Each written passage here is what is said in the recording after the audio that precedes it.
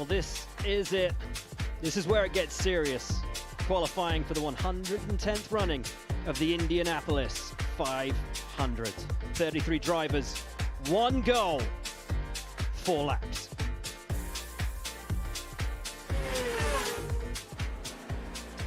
Scott Dixon ready and raring to go. And folks, the stakes are higher than ever before because due to a total rainout yesterday, we have a one-day qualifying format. Yes, we will have the top 12 shootout. Yes, we will have the Firestone Fast 6 and the fight for pole. But before that, we have this. Guaranteed runs. Every driver gets one chance to lock their positions in. That means one momentary lapse of concentration, one minuscule lift on the throttle, one slide, one mistake. It is done. No do-overs, no second chances. 33 drivers, 4 laps, 1 shot. This is pressure like we've never seen it before. Welcome to Indianapolis, and I welcome Townsend Bell, James Hinchcliffe. Guys, this is going to be tense. And for Scott Dixon, every single decision he makes over his 4 qualifying laps, remember, you take the average of those 4 laps, it is going to be critical because Scott Dixon was 11th in practice yesterday when running by himself, which puts him right in the frame to be on that bubble to make the top 12. If you want to sit on pole today, #1 job, you've got to be in the top 12 during this initial run, and Dixon James has been right in the framework thereabouts. Right in the framework, and he has the privilege, honor, maybe disadvantage of going first. These track conditions, guys, unlike anything we've seen so far this weekend, the track temperature is hot, the ambient temperature is hot, and that makes such a difference to how these race cars handle. 234 heading into turn 1. The conditions may never be better than they are right now, but as Hinch and Towns have said, these are essentially exploratory runs for everybody else to view as well. Dixon did not practice this morning. 239 into turn 3. And we're going to be watching this hybrid usage right here. How does Scott Dixon deploy and regen that hybrid system? Total game of chess for every driver and team as he's reminded to use his tools to balance the race car in the corners. So 231.8 for lap 1. It's decent. It's not stellar, if I'm being totally honest. That's a little bit slower than I was expecting from this squad. But again, we're still not sure exactly what this track is capable of at these temps because no one has run it this way. 239 again, just for a moment heading into 3.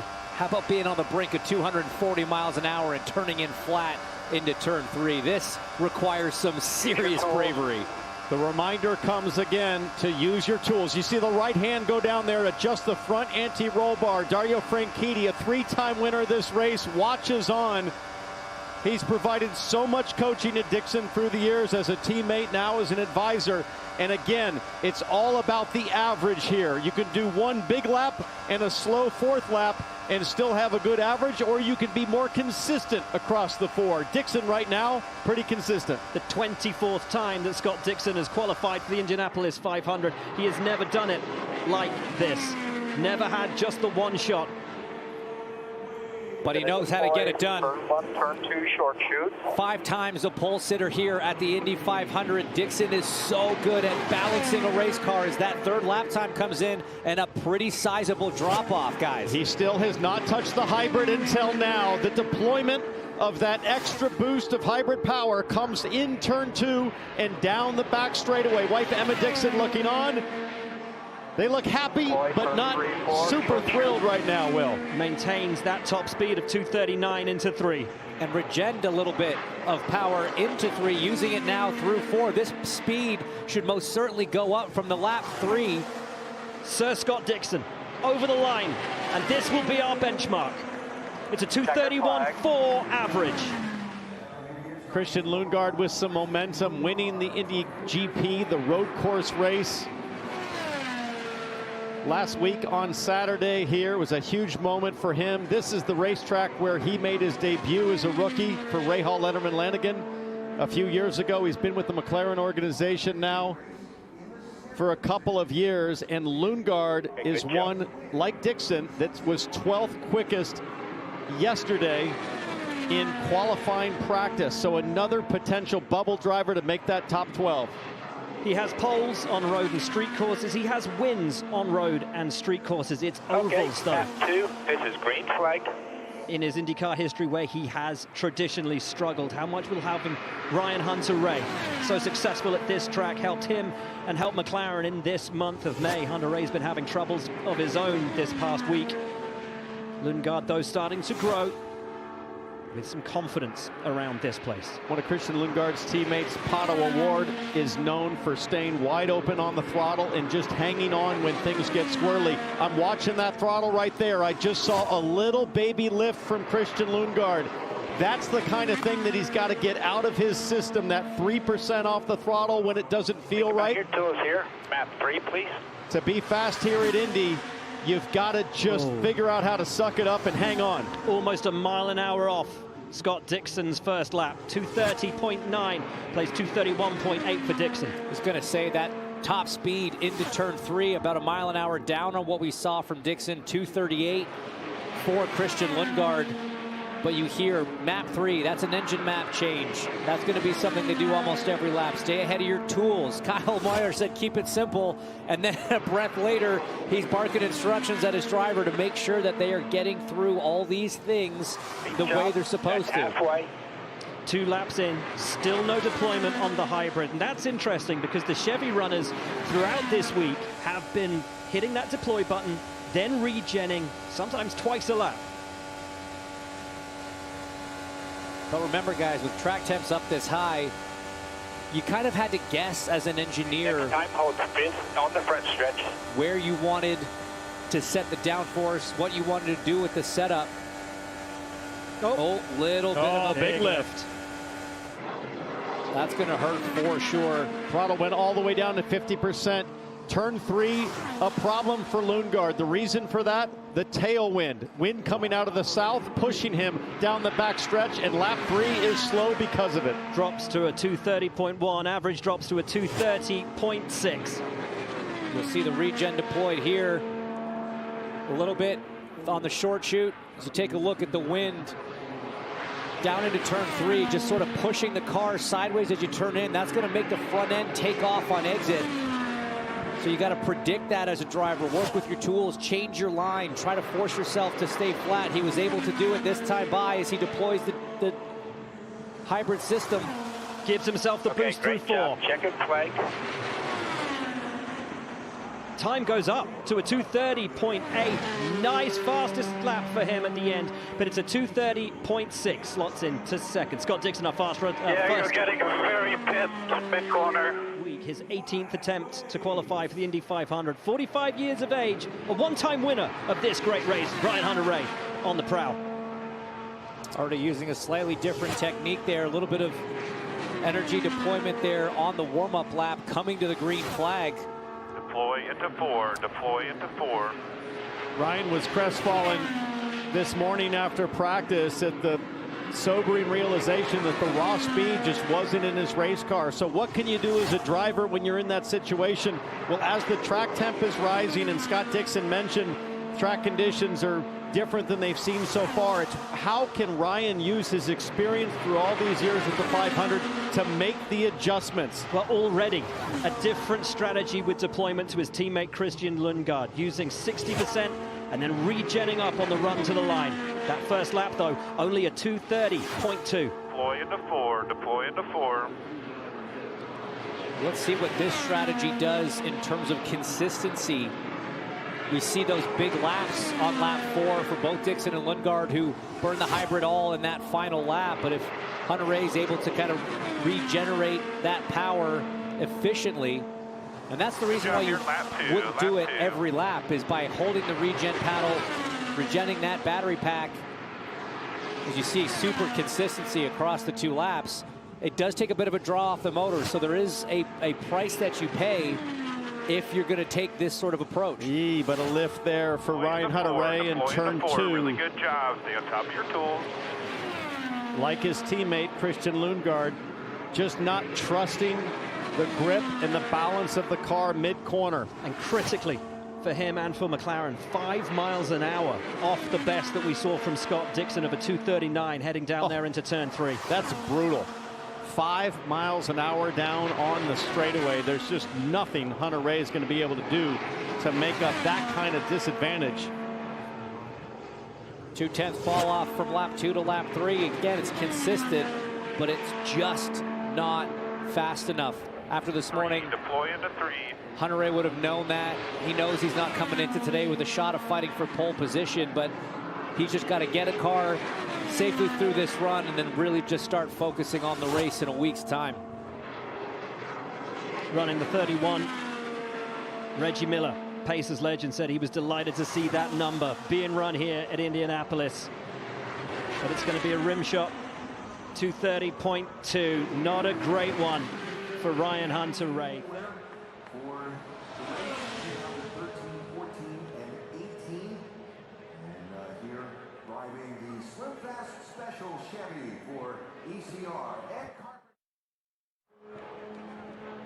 He's led this race 9 different times. Here's Carpenter 9 times.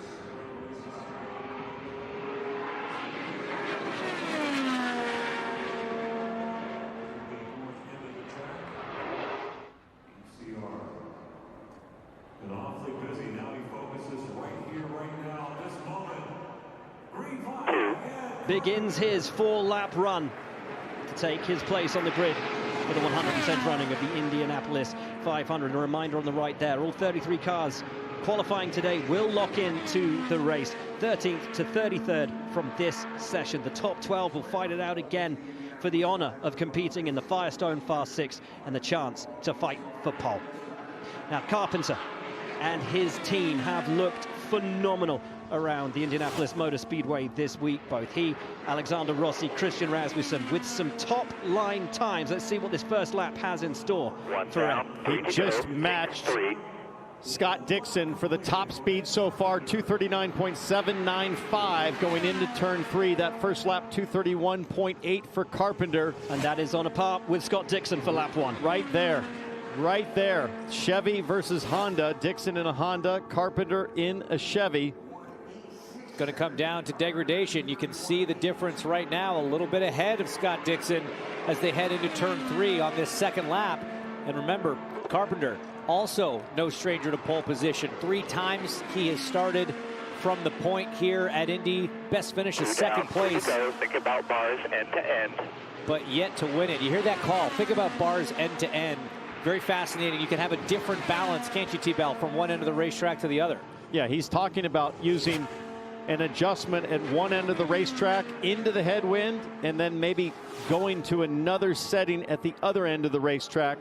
Roll bar adjustments are available front and rear with 2 different levers, one on the right side by your thigh, one on the left side by your left thigh. And it looks like Carpenter's done a good job in terms of the balance of the race car. He comes through 4 to complete lap 3. And it's all well and good having a fast first lap, but as we've seen from his teammate Christian Rasmussen, it's the drop-off that's the concern for this team. 230.9. The average still at a 231.3. Needs to find something on this lap to go ahead of Dixon. The Ghost car has him marginally ahead. But remember, he's still got hybrid to deploy, and that's what Dixon did. As you see, Dixon had his fastest lap be his final one. And Ed Carpenter got high and really close to the wall exiting turn 2, and I think he had to lift, and he certainly did in 3. This lap is going to cost Ed big time. That degradation of the Firestone tires, he's the first driver over 100-degree track temperature. Way down out of 4. Oh, it's a 229.1. Sorry. I think problems started here in turn 2. Peels off that apex very early up into the gray, and he just had to pedal it. Almost bit it in 2, he said. Man, that was super close. Absolutely no margin there. But as you said, T-Bell, first driver on track over 100 degrees, and right now the track temp has steadily risen by a single degree. His worst start here at the Indianapolis Motor Speedway was last year, where he started 31st. He was in the battle to be bumped with his teammate Jacob Abel. A horrible qualifying experience for Rinus VeeKay last year, but this is a guy who has been on the front row for 50% of his Indy 500 starts. He was third fastest in the Noto yesterday. This guy can pedal around this circuit like few others. Was one of the bravest drivers we've seen in some time when he came on the scene as a rookie, James, but he's added maturity and experience to that outright sheer bravery. This guy is willing to take race cars where very few others would be willing to do so, but now he knows what to expect here. He's had some brilliant runs. He used his entire bat, his entire pull of deployment on the back straight, then recharged it into turn 3 as well. Very different strategy. Fascinating, absolutely fascinating. 2 full deploys of the hybrid around just his first lap. And it's a 2:32.2 for his first lap around here. That is the fastest first lap that we've seen so far today. Excellent. As Carmen VeeKay, his wife, who's no stranger to aggressive situations. She's a professional boxer when she's not at the racetrack rooting on her husband. And right now, VeeKay is punching strong. And talk about busy behind the wheel, Townsend. He's having to do basically twice as much work as these other drivers that were only deploying on that final lap. He's regenning and deploying on each straight. That's just something else the drivers got to think about and focus on while traveling at 230 plus miles an hour. But it's working. It's working. 231.7 for lap 2. So everybody that sits on pit lane watching this might be reconsidering whatever strategy they thought they would use based on VeeKay's pace right here. And just like the drivers before him, about a half-a-mile an hour drop off between lap 1 and lap 2. And look at the gap he holds over Scott Dixon already. 2 laps in, halfway through his 4-lap run. Rinus VeeKay looking good. Little bit twitchy there through turn 3. Track temperature almost 102 degrees now. VeeKay's got to hold on for one more. And another thing to remember is the faster you go, that more energy you're putting through those tires, so the harder it is to keep that consistency. You see that lap 3 down to a 231.3. His average is dropping. Guys, he's going to have a pretty solid one here to stay ahead of Dixon. The 25-year-old from Hoofddorp in the Netherlands with just 2 corners to go. Can he hang on and translate that brilliant first lap pace into ultimate 4-lap pace? Little high of the apex in turn 3, but he was just, did you see him lift? Just a tiny little bit. Had to breathe it coming off of turn 3. Over the line for Rinus VeeKay. And it's enough to take him to the top of the pile. 231.5, the average for Rinus VeeKay. As the temperatures continue to rise, who knows what stands ahead of us. 5 drivers done. 28 still to go, including this man, Scott McLaughlin. Green next time. One of the fastest drivers that we have seen in the month of May over the last 2 days of practice. He was fastest on Fast Friday in the Noto. He was absolutely the fastest car we've seen around here this year, running by himself. That famous yellow Pennzoil paint scheme, made famous by the great Rick Mears, a 4-time winner who still works with Team Penske and helps drivers like Scotty McLaughlin to be the best here at Indy. And he's been quick for a few years in a row, guys. Of course, sat on the pole here in 2024. Had a car quick enough to contend for pole last season until an early qualifying morning practice crash eliminated his primary car. They opted to not do that morning practice session this year. None of the Penske cars did. A ton of confidence right now, and a 219.2 warm-up lap. That's the second quickest one that we've seen since Scott Dixon. Will, last night I saw Mr. Penske at the hotel, and I asked him, will you practice today? And he looked me dead square and said, why would we? That's how confident they are in all 3 Team Penske cars. Tim Cindric, longtime team president, now strategist for this car, looks on. Team Penske came here for one purpose, to be the absolute best this year, and they feel so confident they've got it. 232.4, that is the fastest first lap, and it comes at the hand of Scott McLaughlin. Interesting that McLaughlin was 4th in the turn 3 speed trap at 239.5. Ed Carpenter's the fastest at 240.1 going into turn 3. Interesting use, or lack of use, of the hybrid thus far. And you saw the difference. VeeKay closed up on him coming off of 2, but didn't really lose anything into 3, which is where the regen was happening for the 76 of VeeKay. Lap 2 here, completing lap 2, 2 more. Where's the consistency? Does he have the consistency? 231.8. That's 0.6 of a mile an hour, so a shade more than we've seen. He's tracking a similar degradation level to Rinus VeeKay's run. It's just showing me, guys, as these track temps creep up, 102.5 for McLaughlin here. It goes up and up. His wife Carly watching along nervously, as this is as fast as an IndyCar driver goes all year long. This is as big of a risk as you have to take for an entire season. These hot track temps, these race cars are sliding, Townsend. If you're sliding sideways, you're not going forwards. White flag, deploy in 1. 231.2, massive drop-off over the first 3. Hey, turn 1 at the exit looking lively. There goes the deployment of the hybrid onto the back straightaway. How much speed can he find now? He still shows ahead of VeeKay on the ghost car. Turn 3, the most difficult one for McLaughlin. 40% deployment left. A little squirt to bring him home. McLaughlin through 4. 231.5. The average to beat. McLaughlin Nice job, everyone. goes to the top at 231.623, and it's Penske to the 4.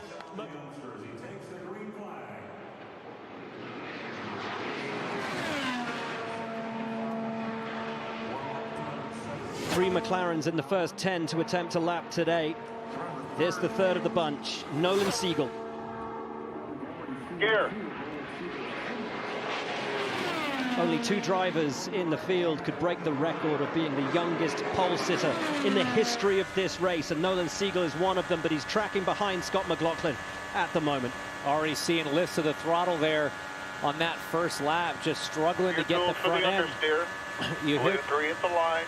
tools for the understeer. That wind down into turn 3, catching drivers out again, and it's a slow lap. I say slow, obviously that's relative. 229.9 for Nolan Siegel. You saw his left hand go down and stiffen the rear roll bar to deal with the understeer. Understeer where the car is not wanting to steer through the corner, pushing through the corner. See Nolan still making adjustments there to the back of the race car. It looks like quite a handful right now. See a lot of movement through the wheel. Was able to keep it flat that time through 3. So the adjustments from inside the cockpit, those are working.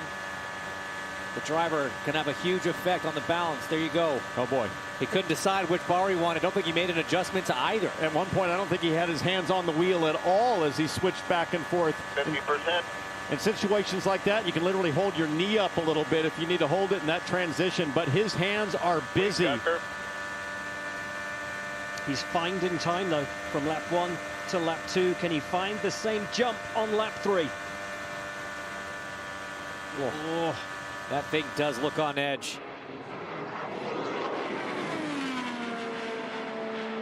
He used 50% Waiting jacker, white flag, 1 to go. of the hybrid on the south side of the racetrack, then regened it back on the north end, finding a little more timers, keeping it consistent.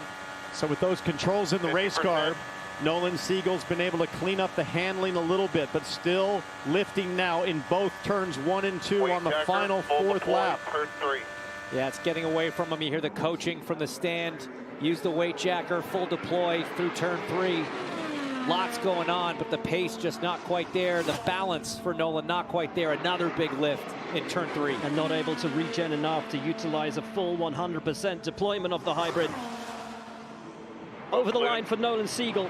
His teammate Romain Hunter-Reay clocked a 230.2, and Siegel goes above his teammate Romain Hunter-Reay. Really pulled it out there after a disappointing first lap. Props to Nolan Siegel on keeping his head and moving on. That's just it. We saw that graphic, the difference across the line between Scott McLaughlin and Rinus VeeKay. Green flag. That was after all 4 laps combined. That's after 10 miles of racing at over 230 miles an hour. The difference is less than a full car width, less than half a car width length, rather. It is just so tight right now. Now, we just heard Scott McLaughlin say, I was pedaling it. That's from the driver who's driving what we think is maybe the best car in the field on handling right now. Graham Rahal, I would say, not necessarily in that realm on car balance. So how much driving is Graham Rahal going to have to do to hang on to it? Big lift in turn 3.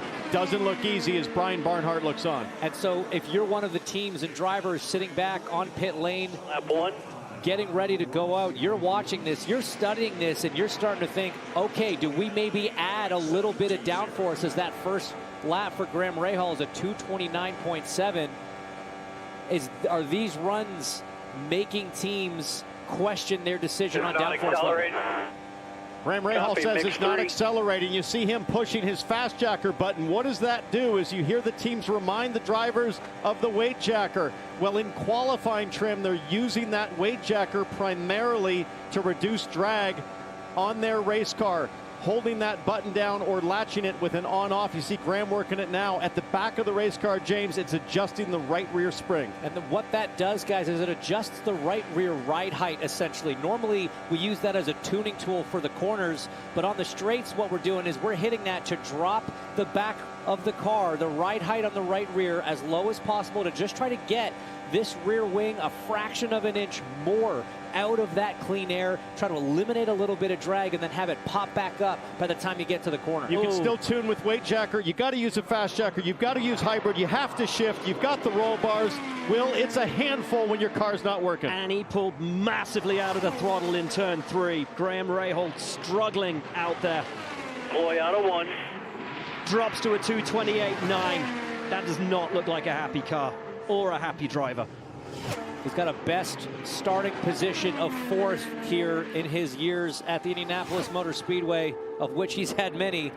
And I do not think that this car and this team have the pace to fight like that this year. That 4th place start was back in 2009. From that year to this, he has only started in the top 10 on another 2 occasions. The Indianapolis Motor Speedway has not always been kind to Graham Rahal. Still lifting off a turn 4, deploys. Really slow. Well, he summed it up. Really slow, and there's no denying it. 229.0, the slowest we've seen It wasn't today. falling at all. Like nothing. Twice a winner of this race, has yet to get a pole position. Best start for Josef Newgarden is 2nd. That was back in 2016.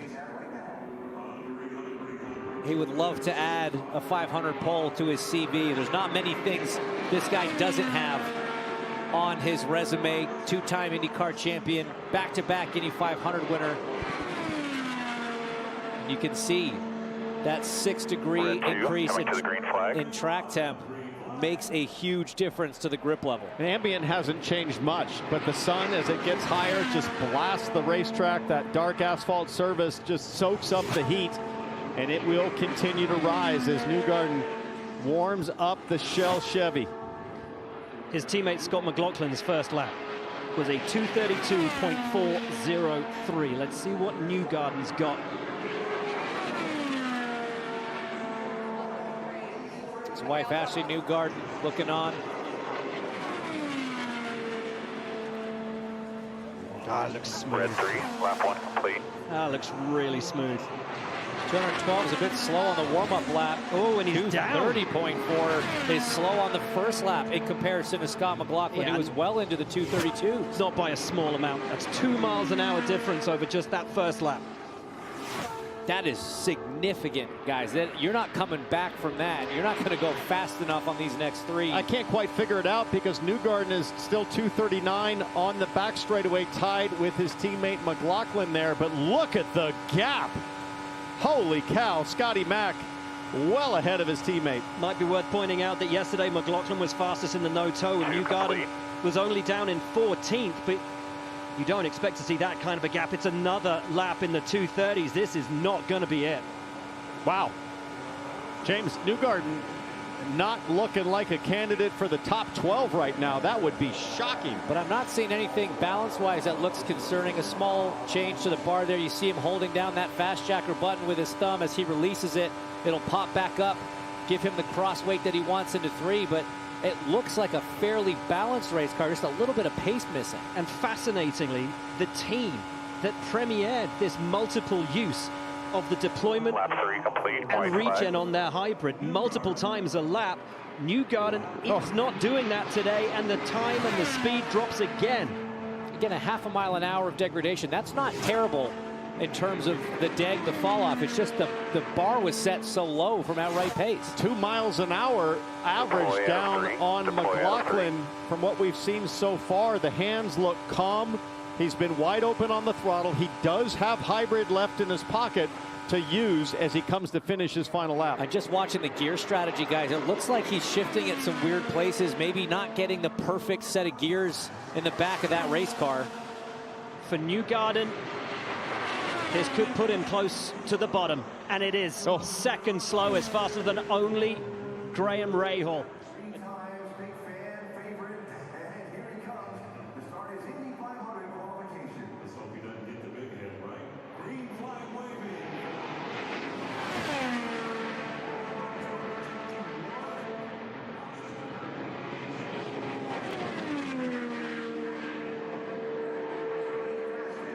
Warm-up lap we've seen so far from Will Power. A little bit better than Scott Dixon's.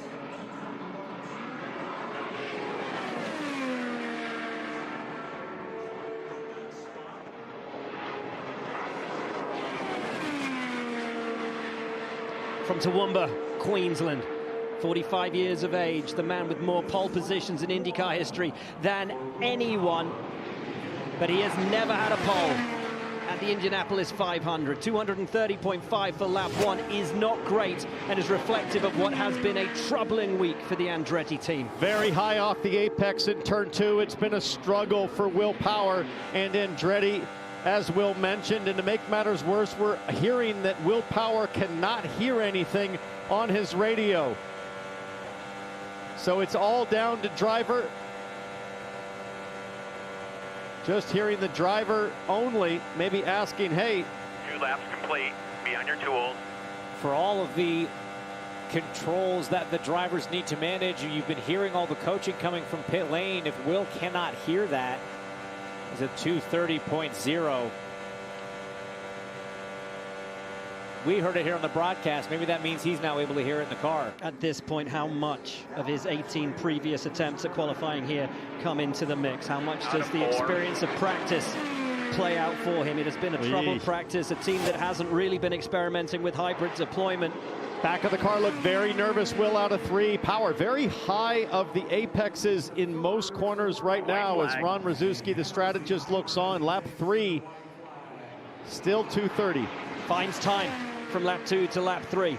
1 mile an hour. That's from the hybrid usage there. But guys, I got to say, he is entering as wide as anybody, really trying to open up the entries, doing everything that he can as a driver to minimize the scrub, minimize the amount of steering lock you have. But it just seems like, again, the pace of the car is just missing. My apologies, 1/10 of a mile an hour from lap 2 to lap 3, but those tiny marginal differences can make all the difference at Indianapolis right now. He's tracking to be around the 2 McLaren drivers of Christian Lundgaard and Nolan Siegel. Where does Will Power slot in? Over the line.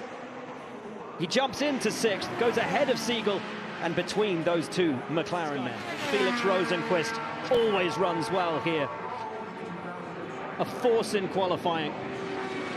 Has started inside the top 10 for the last 4 consecutive years at the Indy 500.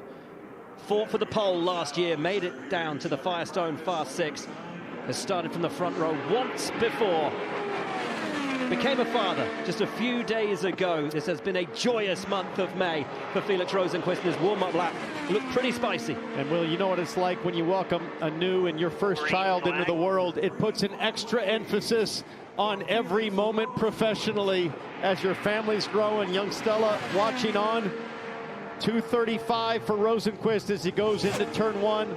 wide open on the throttle, hasn't touched regen just yet. I think the fastest warm-up lap we've seen so far to 221.9, so hustling to get to the line, and we saw this car be really quick at certain points of practice, and right now he's tracking slightly ahead of Scotty Mack. Whoa, baby.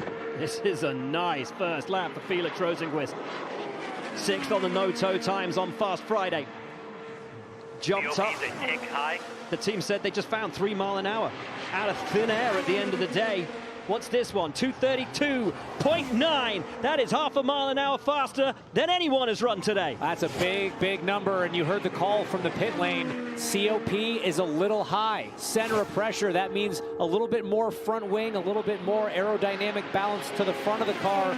Johnson, that makes the front end a little sharp and makes the back a little more on edge. Let me translate that message for you. Sketch factor, high. If you're Felix Rosenqvist, that means you have to be extra gentle with your hands, knowing that that front ring is really going to try to pull the car into the corner. Stay on top of those tools. To put this into Days of Thunder parlance, loose is fast and on the edge of out of control, and that's exactly what Felix Rosenqvist is dealing with right now. And that is exactly where Felix Rosenqvist loves to be. He's dialed in.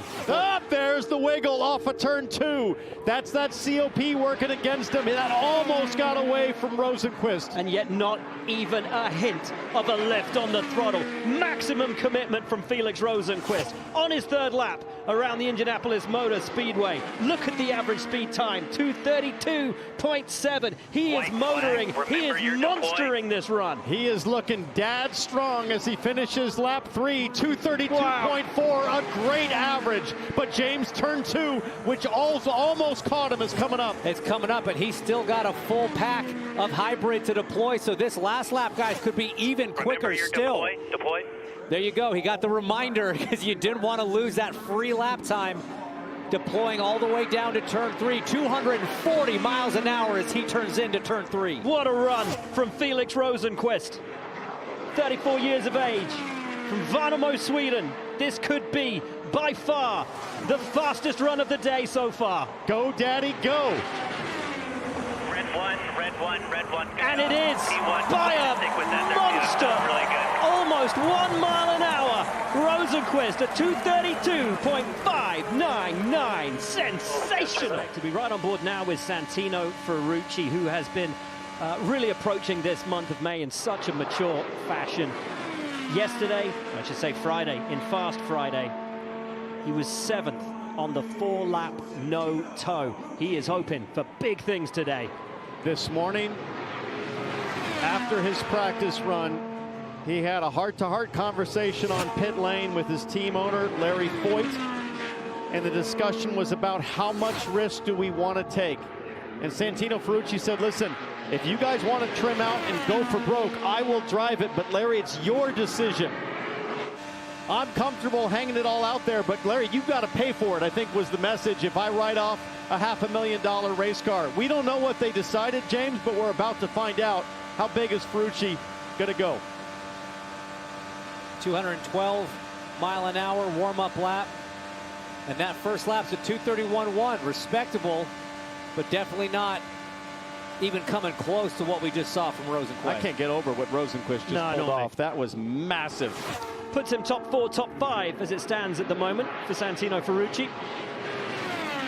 Can he find pace, though, on lap 2? He gets to that 239 miles an hour as his wife, Renee, walks confidently down to the direction of turn 4. It's looking smooth, and with that little drop off, that tells me that they kind of went the safe route, Townsend. That says maybe a little bit more downforce on this car, helping take care of those tires. You heard in the radio message from Will Power back to his team, information for his teammates. Make sure you take care of those tires on lap 1 because you're going to need them on lap 4. And as Santino said this morning, look, I got a top 15 car. Do I have a top 12 car? Do I have a car that can fight for pole? Is it better just to keep it tidy and know that I'm going to make my way in with my preferred race car? All right, white flag. Team has spent months getting into pristine condition for the 500. Wow. Possibly. Really good lap 3. Finds time and improves for his best lap of the run so far. Used about 40% of the hybrid on that last lap. That's where you see the boost. He's got 60% still to burn. That's probably going to happen on the south side of the racetrack. Hey, and listen, if you can get up and compete with the likes of VeeKay and Dixon right now, you may still find yourself in the show. In terms of hybrid technique, James, I'm liking the regen and deploy on each lap based on what we've seen so far. Ferrucci will finish lap 4, and it still looks solid. On board with Marcus Ericsson. Lap 1 of a 4-lap run for Andretti. His teammate Will Power has already been through and run, reported big struggles on his tires. His average of 230.279. Marcus's first lap, let's take a look. All week, this has been the fastest of the Andretti cars, 231.4 for Marcus Ericsson. A decent first lap. See if he can hang on to it. Oh, is that a little wiggle there? Stayed flat. Stayed flat, as you have to do if you're going to be in with a shout of getting into the top 12 after what we saw yesterday. Maybe not something this team thought they could. Oh, had to get all the way out of it. That tailwind, guys, into 3. It's picking up pace, and that's making turn 3 so much more difficult for these drivers. 2 complete. Reset your tools if you need to. You can see 13 miles an hour. It's kind of a tailwind crosswind into 3. That wind just collects on the side pod of the car and pushes it up the track, and you see almost 1.5 miles loss between lap 1 and lap 2. That is going to just destroy his average. Now what he's got to do is try to turn into turn 3 more decisively, force the car down to that apex, get the left sides below the white line, and he does it. Still lifts, though, in the middle of the corner. From the driver's seat, if you feel the front end starting to go, sometimes a small lift mid-corner is going to be less of a time loss than a big lift late in the corner if you try to just push through it. And knowing he still has another lap to go, he needs those tires to stay with him. Finds time on his third. He'll deploy that hybrid now, hopefully find a little bit more time on lap 4, bring that average back up. Right now, that would put him somewhere in the 7th position. 6th to 7th between Carpenter and Lundgaard. It has been a troubling and confusing month of May for Andretti.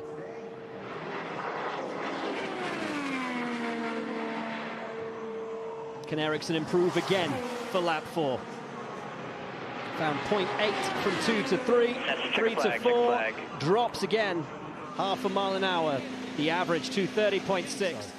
Now we roll though to the stories that I love about this month of May. We get the drivers who turn up for the one-offs. But what about this? Not just a driver who turns up for the one-off, but a team who turns up just for this race. Dreyer Reinbold Racing running Connor Daly and Jack Harvey this year. Connor Daly, Indiana native. This place loves him. He loves this place, and he has looked phenomenal all the way through practice, even going back to the open test. He has got a rocket underneath him in 2026. And one of the things about Connor Daly when you're watching throughout practice, whether it was group running and race trim or single car qualifying trim, the 23 looked rapid at all times. When you've got a car that's got pure pace and still has the balance and grip in traffic, that's a dangerous combination for everyone else when you're coming to next Sunday. Connor Daly driving for Dreyer Reinbold Racing, and his grandfather, the Judge Bowles, waving the flag there.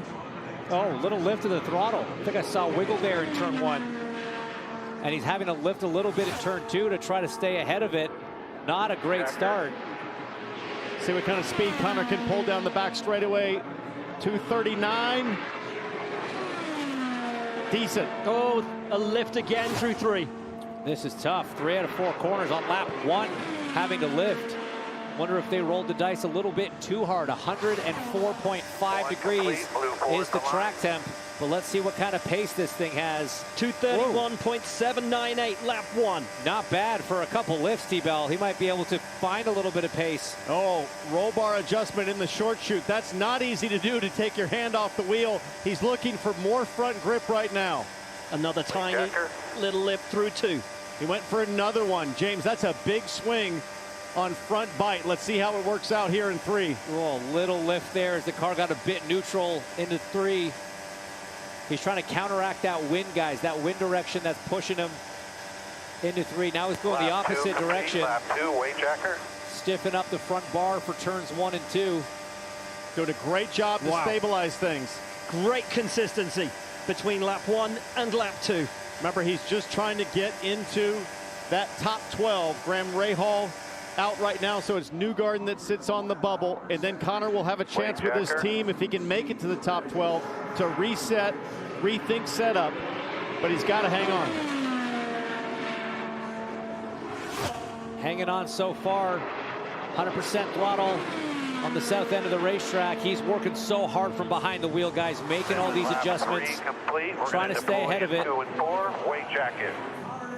Reminder for the weight jacker, reminder for the deployment, and again, a very consistent run right now for Daly. Guys, this is really impressive, because while it's not necessarily the headline fastest one-lap times that we've seen so far today, that consistency over 3 laps has him trending into 2nd place at the moment. If he can maintain this pace, what a run from Connor Daly. And he will have done it, James, on straight-up driving and cockpit adjustments. So, great point, Will. Consistent. Coming to the checker. And it didn't come easy. He earned this one. Bought the car, drove the track, P2. That is a brilliant run from Connor Daly.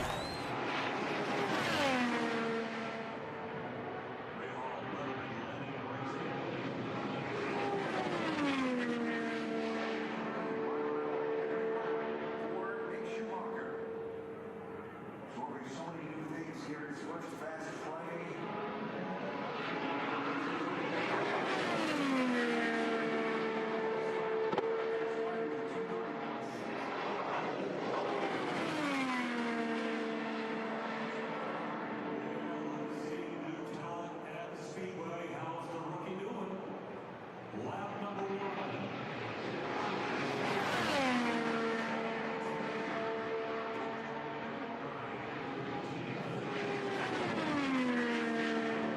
It's a 2:29.9 for lap 1 of Mick Schumacher's first ever attempt to qualify at the Indianapolis 500.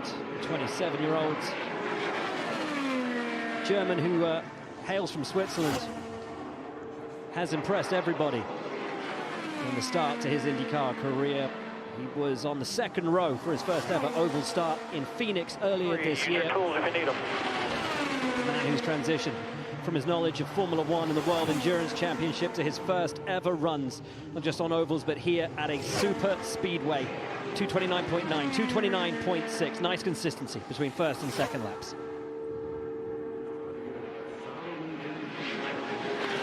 So much to take in as a rookie here at the Speedway, so much to learn. You've got a week of practice, they're long days at the racetrack, just a ton of information being thrown at you.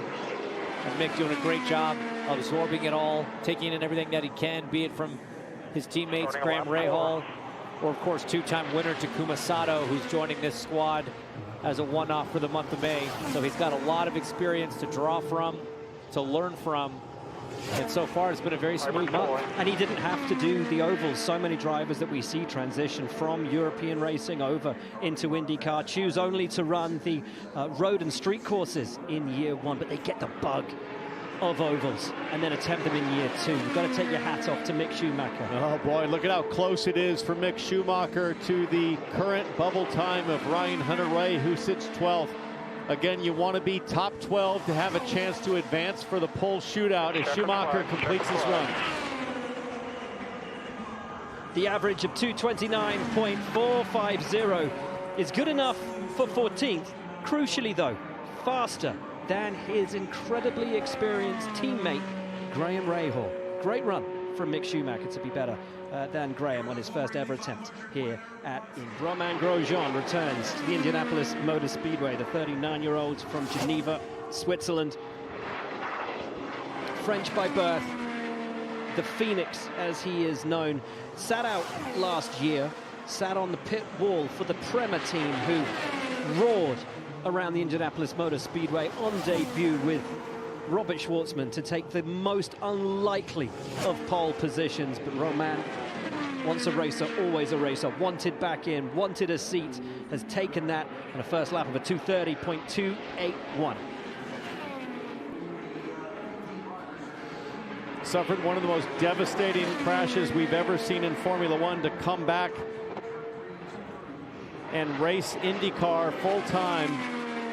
This guy has grit, this guy has resilience, and now he's got experience, James, on the ovals. He's been doing this a while. He knows what to look for out of his race cars. He trails Ryan Hunter-Reay for that coveted top 12 spot so far, but he's got 2 more laps to make it up. Yeah, he's going to have to lean on that experience if he's going to catch the 31 of Hunter-Reay to put himself provisionally inside the top 12. And it's been a tough run over this week for both himself and his rookie teammate Dennis Hauger at Dale Coyne Racing. 20th, his best no-toe lap of the entire week. Wide open though on the throttle as he comes to complete lap 3. He'll be working through the hybrid sequence on this final lap to try to optimize that stored energy. Finds time, 0.4 of a mile an hour from lap 2 to lap 3. Remember, Hunter-Reay's average is a 2:30.2. You see his average sitting there at a 2:29.8 right now. He's going to need a big final lap. He's going to need that hybrid energy to really boost him up if he's going to try to get himself into the top 12. No regen. Will have to use just the 60% he had stored. There he goes. He dumps it. Looked good and smooth and consistent, so maybe that hybrid will get him up over 2:30 again. It's smooth. Is it fast? The 2:29.7, a consistent final lap compared to that third, but that puts him down in 14th behind Newgarden, but ahead of Schumacher and Rahal.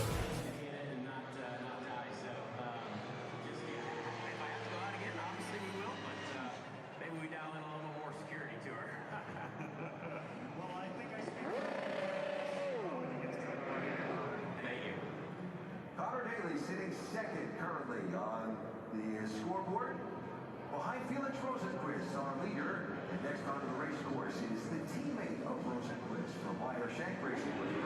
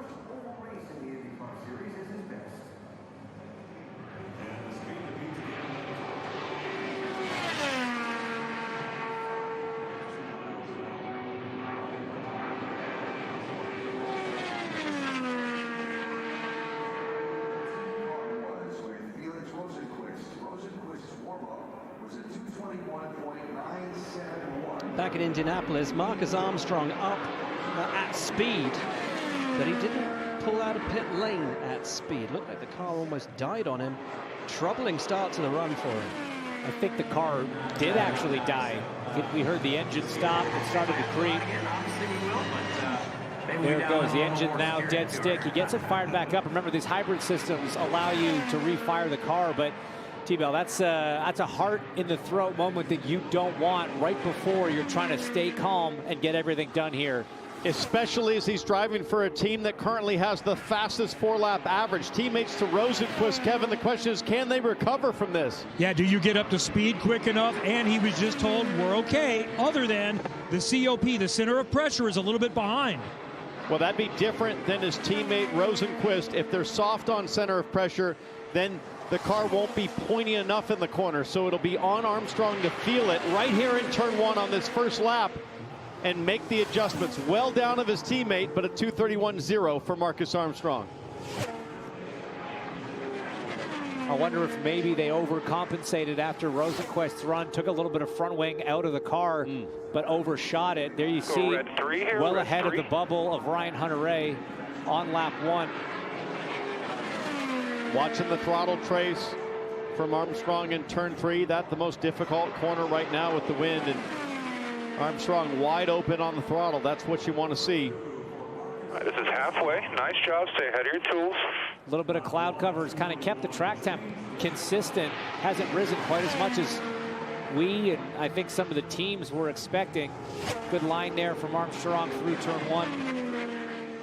But lost a good chunk of lap time from the first lap to the second. Hasn't looked as confident as his teammate Felix Rosenqvist in the no-toe runs thus far this week.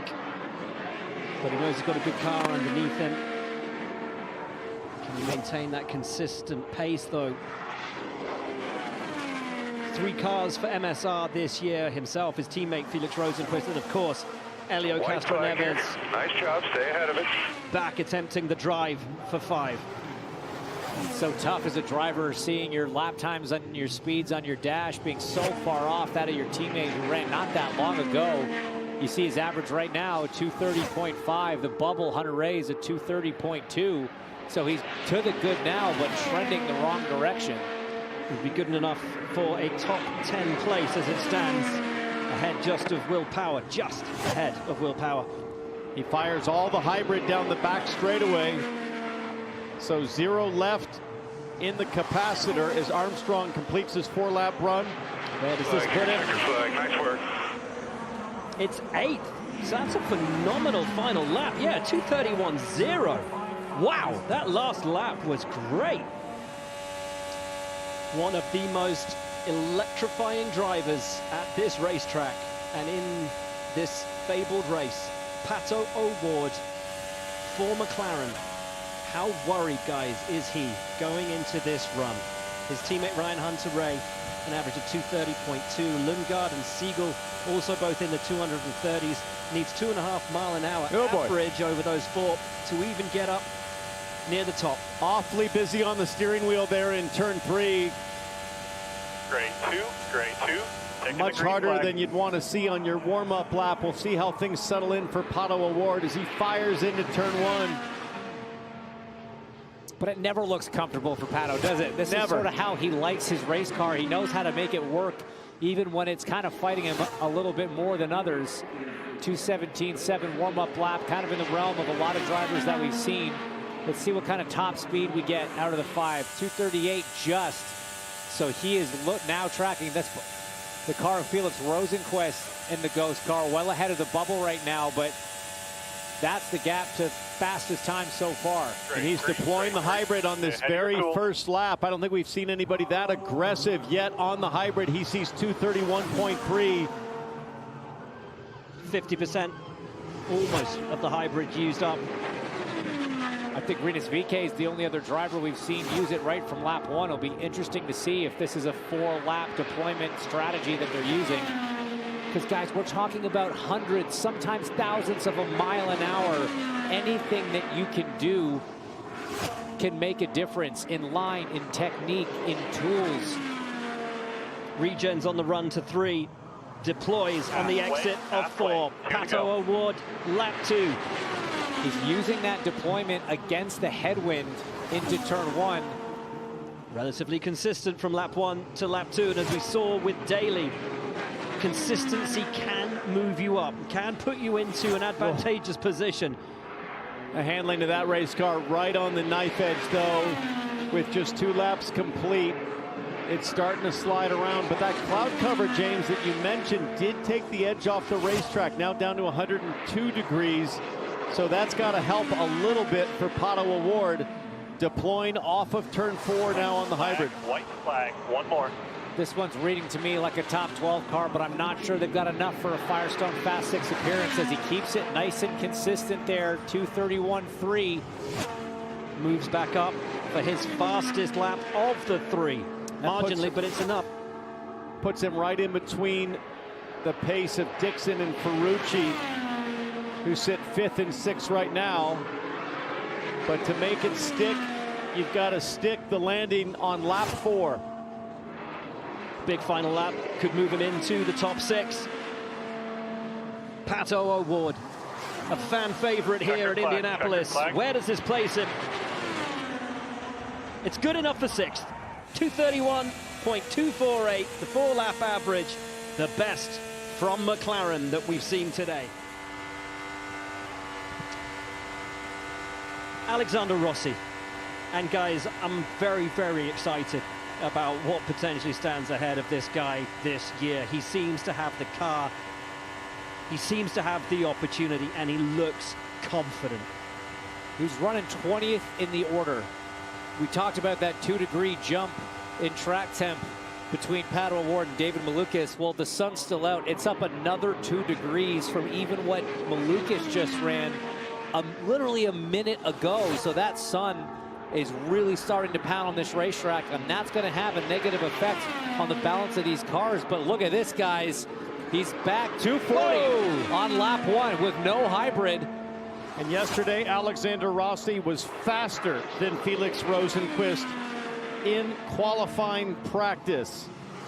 Can he keep it up in the heat? Lap 2, heat 3. Lap 1, 232.1.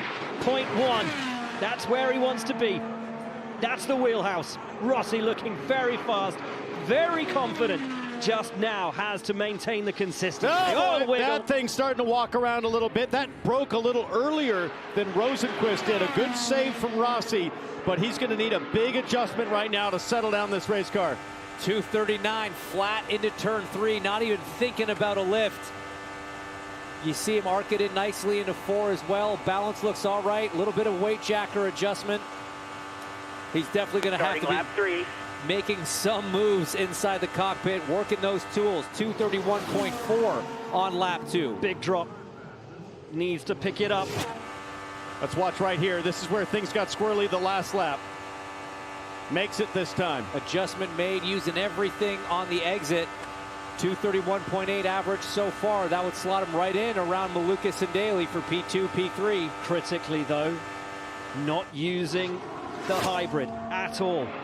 It's going to be a big final lap if he can keep this sort of momentum going through the end of this 3rd lap. See the RPMs dropping a little bit more. Car still looked a little squirrely to me in turn 3. He goes right up to the wall, arcing in for a late turn in of turn 1. A lot of rear steer going on here. This is the biggest wind gusts that I've seen looking at the pylon. Deploy out of 3. Highest track temperatures that we've seen. It's gone up a degree since he started this run, guys. Worst conditions of any driver so far, and Rossi right now still tracking to be right near the top. Hits the button.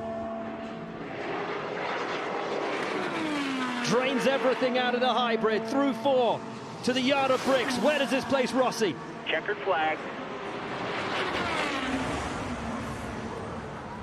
It's good enough for 6th, and I sense that might be a slight disappointment to him and to ECR. Right now, P6. Dennis Hauger, the reigning Indy Next champion. Romain Grosjean's teammate down there at Dale Coyne. Dubbed the Norwegian Nightmare on his run to the Indy Next title last year. He grew up on the European ladder. Transitioned over to America last year, took Indy Next by storm, but interestingly, ovals were where he, I'm not going to say struggled, because his pace everywhere was sublime, but if he had a slight chink in the armor, then it was on the ovals. Qualifying on the ovals he could get done, though. Had a couple pole positions in Next on ovals, just wasn't able to convert them into victories. But right now, this young driver who's having really a phenomenal rookie season. He's sitting, I believe, 15th in points. Highest rookie in a pretty tight battle with Kyle Collette and Mick Schumacher, who we've seen run already. A little bit high there in turn 3. But the benefit of coming up through the development series, the Indy Next series, is oval experience. So different than Mick Schumacher, this rookie has been on ovals last season, knows what to look for in the field of the race car, but he's never seen speeds like this. This is the thing, even with that oval experience, can anything prepare you for these speeds and this pressure that you have with the 500? Not until you feel it for the first time. Now, the drivers did get a 2-day open test in late April and then practice all week perfect conditions, frankly, until rain out yesterday for the first round of qualifying, which is why we're doing this right now. So Hauger's got a lot of laps. Certainly learned what those controls do as the call comes to maybe adjust the front bar if he needs it. It looks a little squirrely there. Wonder if it's needing a little bit stiffer front roll bar. Well, he improves from lap 1 to lap 2. Oh, definitely nice high line. off a 2. I like it. Opening his hands up, letting the car be free off the corner, accelerate down the back straight. 237 miles an hour top speed, turning into 3. Oh, a little wide there, maybe? No, not too bad. Kept his foot in it. He's brave.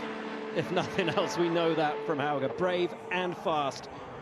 Sometimes one of the things you see as Hauger completes lap 3 at a 2:28.5 is the rookie drivers are sometimes pretty gun shy about using all of the track width and driving narrow, as we call it. But I want you to watch Dennis Hauger as he comes out of turn 2 for the final time and down to 3. Watch that right front tire, how close it gets to the outside wall on turn-in.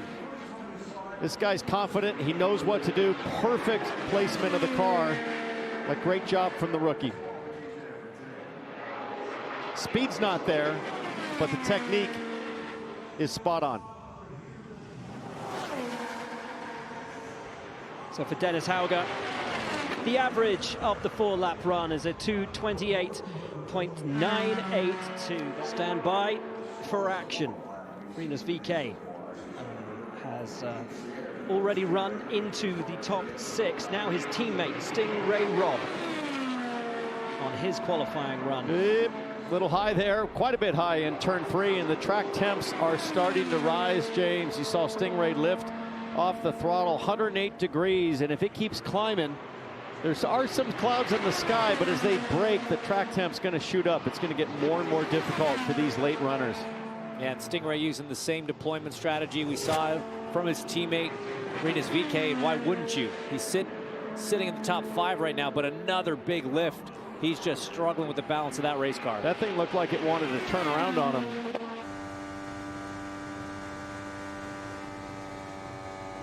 Yeah, he doesn't trust it now. He does not trust what's under him.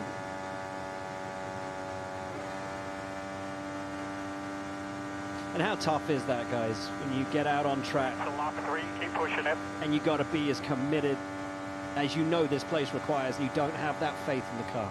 It's so tough. It's so tough. You just want to stay flat. You want to try to stay ahead of it. You want to try to figure it out. But ultimately, there's only so much you can do. And, you know, the team says keep pushing it, but you got to remember, you're not going to get bumped out of the field. So what's the difference if you're 29th or 33rd at this point? Protect your equipment and yourself and just try to bring it home here.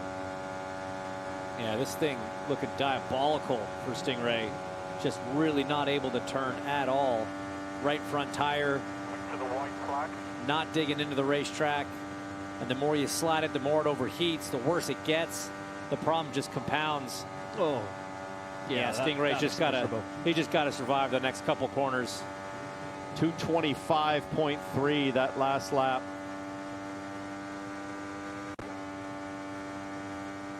Well, a struggle out there for Stingray Robb.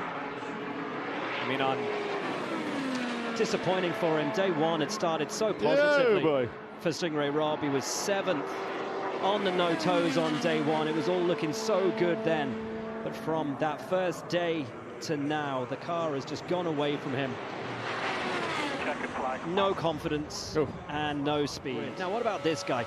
Kyle Kirkwood, who entered the open test and seemingly had a car for all conditions. James, I know he was one of the drivers you had marked out right from that first day of the open test as being someone to watch out for this year. Our one-time championship leader, Kyle Kirkwood. But as for every driver at Andretti, this week has just seemed to come unstuck. When we moved into Fast Friday, the pace deserted them. Yeah, it seemed to get away from them a little bit, which is kind of confusing. To me, you know, all 3 of the cars seemed reasonable on the no-toes throughout the early part of practice. Kyle looked pretty racy and race trim as well, but like you say, Will, when we got to Fast Friday, the boost went up. They just didn't seem to find the same amount of pace as a lot of the other cars. Bit of a head scratcher. Haven't heard a kind of definitive Green flag. issue. We see a little understeer building. I know Kyle said something about maybe something on the engine side was not working right, as you see team owner Dan Taras, his wife Cassidy, working their way down to pit in to greet Kyle when he gets there. But yeah, again, I think the whole team a little bit confused as to where the pace has gone. It's a tough situation as a team owner, because right now it's Marcus Ericsson, another Andretti team car, sitting right there in 12th on the bubble. So if Kirkwood does have a good run, it comes at the expense of bumping out Ericsson of that top 12 situation. Will Power, Jeremy thinks stiffer rear bar. That's lap 1. with more poles to his name than anyone in IndyCar history, yet to have a pole at the Indy 500, will have to wait another year. He's already been bumped. He's down in 14th place, so there will be no fight for the Firestone Fast 6 or for pole for Will Power. Can Kyle Kirkwood make it in? At the moment, trending far behind his teammate Marcus Ericsson. And this is a disaster, frankly, for Andretti right now. You think about the talent they have behind the wheel. You've got former winner Marcus Ericsson, always a factor in this race. Second in the championship is this driver, Kyle Kirkwood. And the fastest driver in the history of IndyCar racing, Will Power, and none of them in with a shot today to make that top 12. Yeah, I mean, tough to watch when you see a slow first lap followed by a pretty decent degradation number by the second lap. This average is creeping down. And right now, the average would only put them around Josef Newgarden, Romain Grosjean territory. That's 17th, 18th. It would make him the slowest of the three Andrettis so far, having been the fastest and the one that everyone had their eyes on just a few days ago. And James, 237 miles an hour on the back straightaway. And as a driver, you know, you can tune the car in the corners and try to optimize it. There's nothing you can do to get down the straightaway faster. And when I say fastest, day one of practice, the no-toe speeds, Kyle Kirkwood was the fastest driver out there on track. How things have turned 180 degrees over the past week. In 3 and 4. Certainly not getting any easier with the track temp now, almost 110 degrees, 109.2 for Kyle Kirkwood. Using all the racetrack, positioning well. And they better hope they've got a fast race car. Deploy. Because they don't have a fast qualifying car. Checker flag. 229.6. 19th for Kyle Kirkwood. Slowest of the Andrettis by some margin. Faster today only than Stingray Robb, Dennis Hauger, Graham Rahal, and Mick Schumacher. What a sensation this young man Stay ahead of the car. has Get been good balance. Let's go do 4 clean laps and see what happens. at this track. Caio Collet, graduate of the Indy Next program, was fastest on day 2 at the open test. Is loving, absolutely loving, driving at speed around the Indianapolis Motor Speedway. This place, he's got it in his veins already. Such an exciting young man. Yeah, you can't wipe the smile off his face every time he gets out of the race car. And he's had a really steady month as a rookie. Got up to speed quickly. Practice 1. We saw some strong no-toe times out of this car, often faster on no-toe than his teammate Santino Ferrucci. Then we saw him start to build up his confidence in race trim and race running, getting to work in traffic, starting just one-on-one with Santino, then working his way slowly into the bigger groups. I've really been impressed with the methodical approach that the team has kind of presented Kyle with, and I think he's adapting and performing very well. His 4-lap no-toe average on Fast Friday had him in the top 10, actually in 9th place, and his teammate Santino Ferrucci currently occupies 9th place of the drivers who have run so far. Caio Collet aiming to join his teammate in the top 12. And I think we've seen that there's more pace in the 4 than the 14 all week long. The difference being, guys, in qualifying with these conditions, it is tricky. There is a lot to do. We think back to that run from Daly, how much work he was doing in the car with the tools. That is so much easier with a bunch of experience, and that's what he's missing here. But I want to roll back 12 months to rookie Robert Schwartzman, who didn't know what he didn't know about this track and was willing to push and push and push, and it didn't bite him. And he kept taking those chances. I see shades of that in Caio Collet. And right there with Marcus Ericsson, who sits on that cutoff to make the top 12. Collette slightly ahead, goes 2:31.7 on the first lap. Impressive. Not bad at all, and he seems to be edging away from Ericsson a little bit, maybe building himself a little bit of a buffer. It is tight down there. You know, you can start getting around that 10th place. You got Carpenter to 30.8, Armstrong 30.7, Ericsson 30.6, and then outside the bubble, Lundgaard 30.6. Really, really tight right around that transfer spot. Still saving quite a bit of hybrid here at 96%. Now, Collette is a former Nissan Formula E simulator driver. The reason that's important, all the complexities of the electronics, he will be well versed in procedure and process just in the sim versus here at 238 miles an hour. It adds an extra flame under the seat, James, when it's for real. It's a bit different doing it in an air-conditioned room versus a very high-pressure, hot cockpit of a race car. But so far, great run. Only a 1/10 of a mile an hour. He's on the drop-off. Way ahead of Ericsson now on the bubble. I spoke to him before this week started, just after he'd done the open test, and he had to do, like all rookies, the rookie orientation program. He said, I hated it. This track is not meant to be driven slowly. I just wanted more speed. I wanted more pace. I wanted to absolutely leather it from the first moment in the car. Pace starting to fall off now, lap 3, 230.9. That average at 231.4, still ahead of his much more experienced and very impressive Indy teammate, Santino Ferrucci. But AJ Foyt Racing has come to fight as Ferrucci watches on.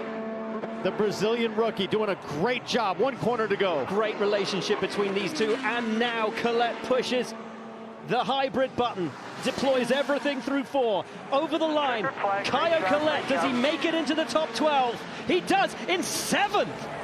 What a final lap. What a run from the rookie. P7, nice work, bud. Woo, let's go. Thanks, guys. That was mega. Mega is right. Faster than Scott Dixon, the man who has been on the pole here 5 times. Welcome to the Indy 500, Kaio Collette. That was brilliant. Elio Castroneves out on track, a 4-time pole sitter here. Kevin, what do you know?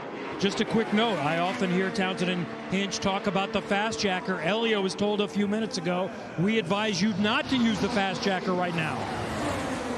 Interesting. I don't know why that would be, as Mike Shank, team owner, looks on.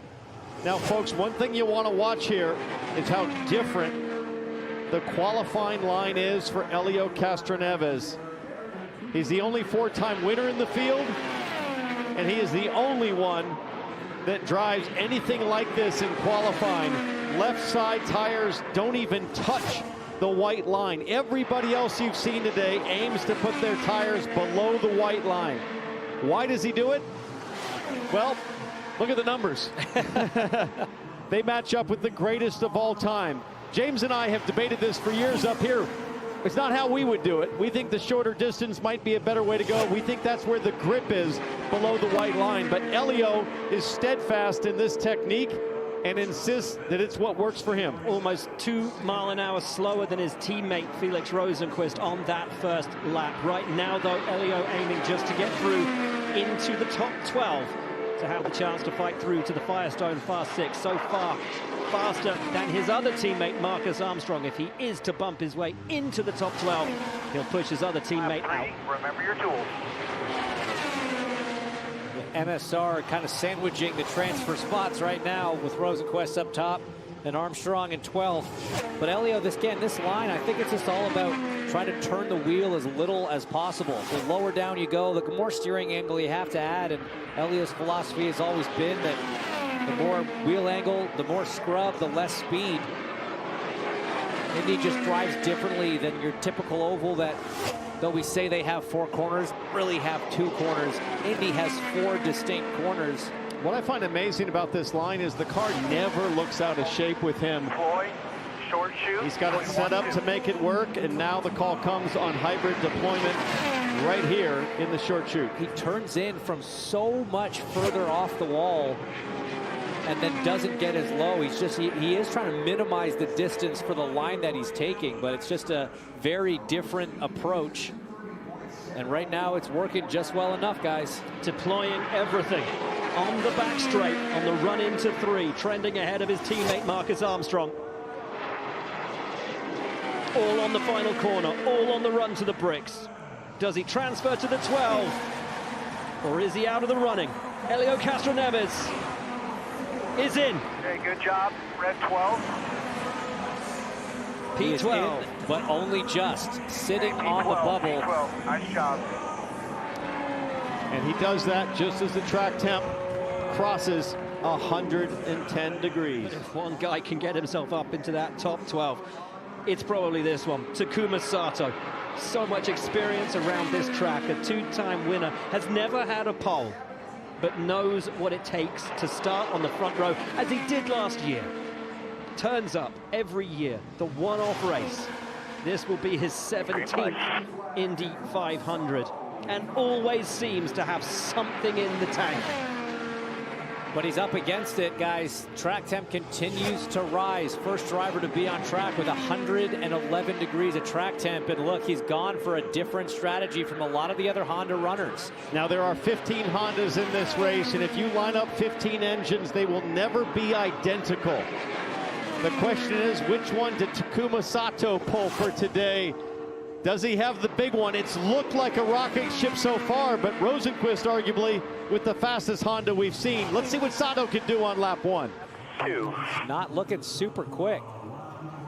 It's 2:31.9. That'll be quick enough. That's definitely quick enough. Well, especially when you compare to his teammates, Rahal, Mick Schumacher, and Louis Foster, who's still to run. I was just looking at that top speed into turn 1, maybe a little bit more of a headwind than what we've seen. His speed down the back straight, decent, but again, we saw 240 out of Felix Rosenqvist. At 2:31.9, different conversation to his teammates. What a run so far for Takuma Sato. We saw him bump the wall in practice this morning. That's how much he was hanging it out. That's how much he was pushing to get a feel for these conditions today. 2:30.6. That's drop. A massive drop off on the second lap. Big drop. Right now, the bubble Castroneves at a 2:30.8. He's trying to make it up with the hybrid coming off turn 2. Can't afford to have another drop like that between lap 1 and lap 2. If it's the same for lap 2 to lap 3, he's in trouble. Castroneves seems to be closing on him a little bit. Again, very different strategies here. Rico Nault, the strategist, he's worked with Takuma plenty of times. White flag. They won an Indy 500 together back in 2020, 2:31.1. Oh, sorry. Fine speed, fine speed. And that's what he needed. Car balance looks excellent in terms of stability. Very consistent as Sato dumps the last of the hybrid down the back straightaway. Now he regens, so he'll have more in the tank to boost off at turn 4. Didn't have to brush the wall to do it today, guys. But is it enough? Well, that's it. He needs a big lap. He can make it into the 12, but will he make it in safely? 2:30.9 is the average. It's 11. P1, please. Christian Rasmussen out on track. The Sultan of Sketch, the man who we know can be so exhilarating when it comes to his oval racing, has shown phenomenal one-lap pace here this week. His problem has been that after setting a frankly crushing first lap, his times have just dive-bombed off a cliff. And sometimes that's driver, sometimes it's setup. If you're really taking downforce away to optimize low drag, maybe you can get that one big pop lap out of it, but then hanging on for 4 is the challenge. We're almost 112 degrees of track temp. Question I have is the Sultan, does he have to stake it to Sketchfest right here, or is the car going to do most of the work? You just got to think with track conditions deteriorating, he's going to have to do his part, certainly from behind the wheel, about 5 degrees hotter To the start finish. Balance looks okay. than when his teammate Alex Rossi ran and put himself into the top 6 provisionally. I wasn't sure if Rossi would be overjoyed or a little disappointed with his time, but you know what, with the temperatures going up, I think that run was an absolutely brilliant one from Alexander. If his teammate can't get ahead of him, then Rossi will be locked in to the top 12 after this run. Let's see, though, what this first lap looks like for Christian Rasmussen. Oh, wiggle! That good. That's the first car we've seen had an issue in turn 4. He's turning into the wind as he turns into 4, but that car loose right now. He's going to need to adjust to hang on. 231.2. That's his team boss ahead of him, Ed Carpenter, who currently sits in 12th on the bubble. Rasmussen needs 3 great laps to bump his team boss out of the top 12 and the chance to fight for the Firestone Fast 6. A little high there. Yep. Coming off of 3. Boy, turn 4 does not look happy for him. You stay on top of your food. And that is... Oh, 0.7 miles an hour drop between lap 1 and lap 2. It's falling away from Christian Rasmussen. That is Woody Harvey, Rasmussen's strategy, saying stay on top of your tools. The strategists can see on the monitors on the timing stand the amount of oversteer that their driver's dealing with. So just reminding them there are things that can help you. Still 239 on the back straightaway for Rasmussen. He's going to have to find a little bit of pace on lap 3 and then hope that the hybrid deployment on lap 4 can get him back above the bubble. Right now, he's absolutely flirting with the average that would get him through. Drops more time. But he's just about there. Right now, Carpenter's at a 230.829. So if this hybrid deployment can find him 2.5 miles an hour, that could just be enough. Uses it all up through 1 and 2. Does he regen to use it through 3 and 4? I don't think he's going to. So that's it. All used up for Christian Rasmussen. Is it enough? Can he find the time to make it through into the 12? His teammate, Ed Carpenter, sits 12th. Rasmussen so close to the wall. Gutsy drive. Over the line. And it is 14th. So, P14. Way to hang with it. with that, his teammate Alexander Rossi is guaranteed to transfer. His team boss stays in. Oh boy. And you can see the gloves switch positions from that far away. That was a massive moment. Great effort from him to hang on to it.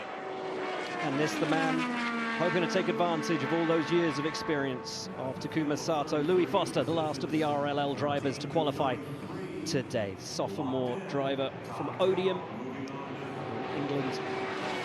Coming off his career best result last weekend, a 7th place finish on the road course here last Saturday. Did such a great job looking after his tires, and that's been the criticism of Louis Foster as a rookie. Fast, but hard on tires over the long run.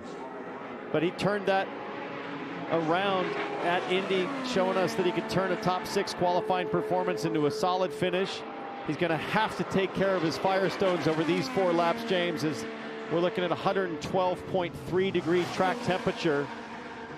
Nothing like what he saw on Fast Friday during practice. Now again, keeps creeping up.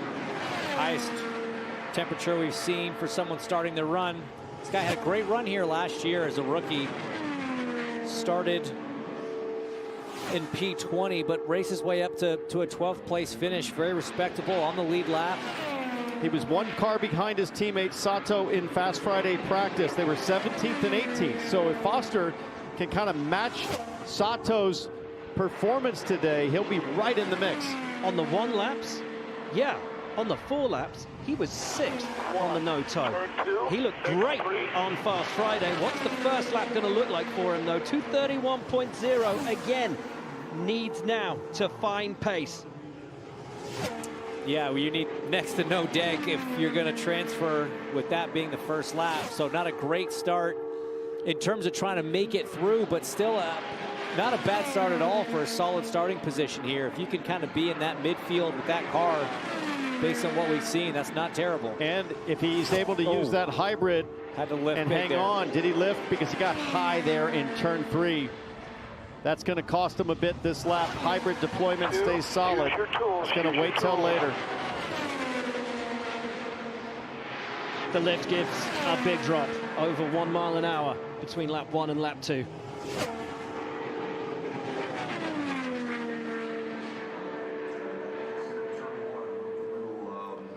And that, on the ghost car down below, is just how much time and space he needs to catch up to Ed Carpenter. It's a big ask at the moment for Louis Foster. Another lift of the throttle.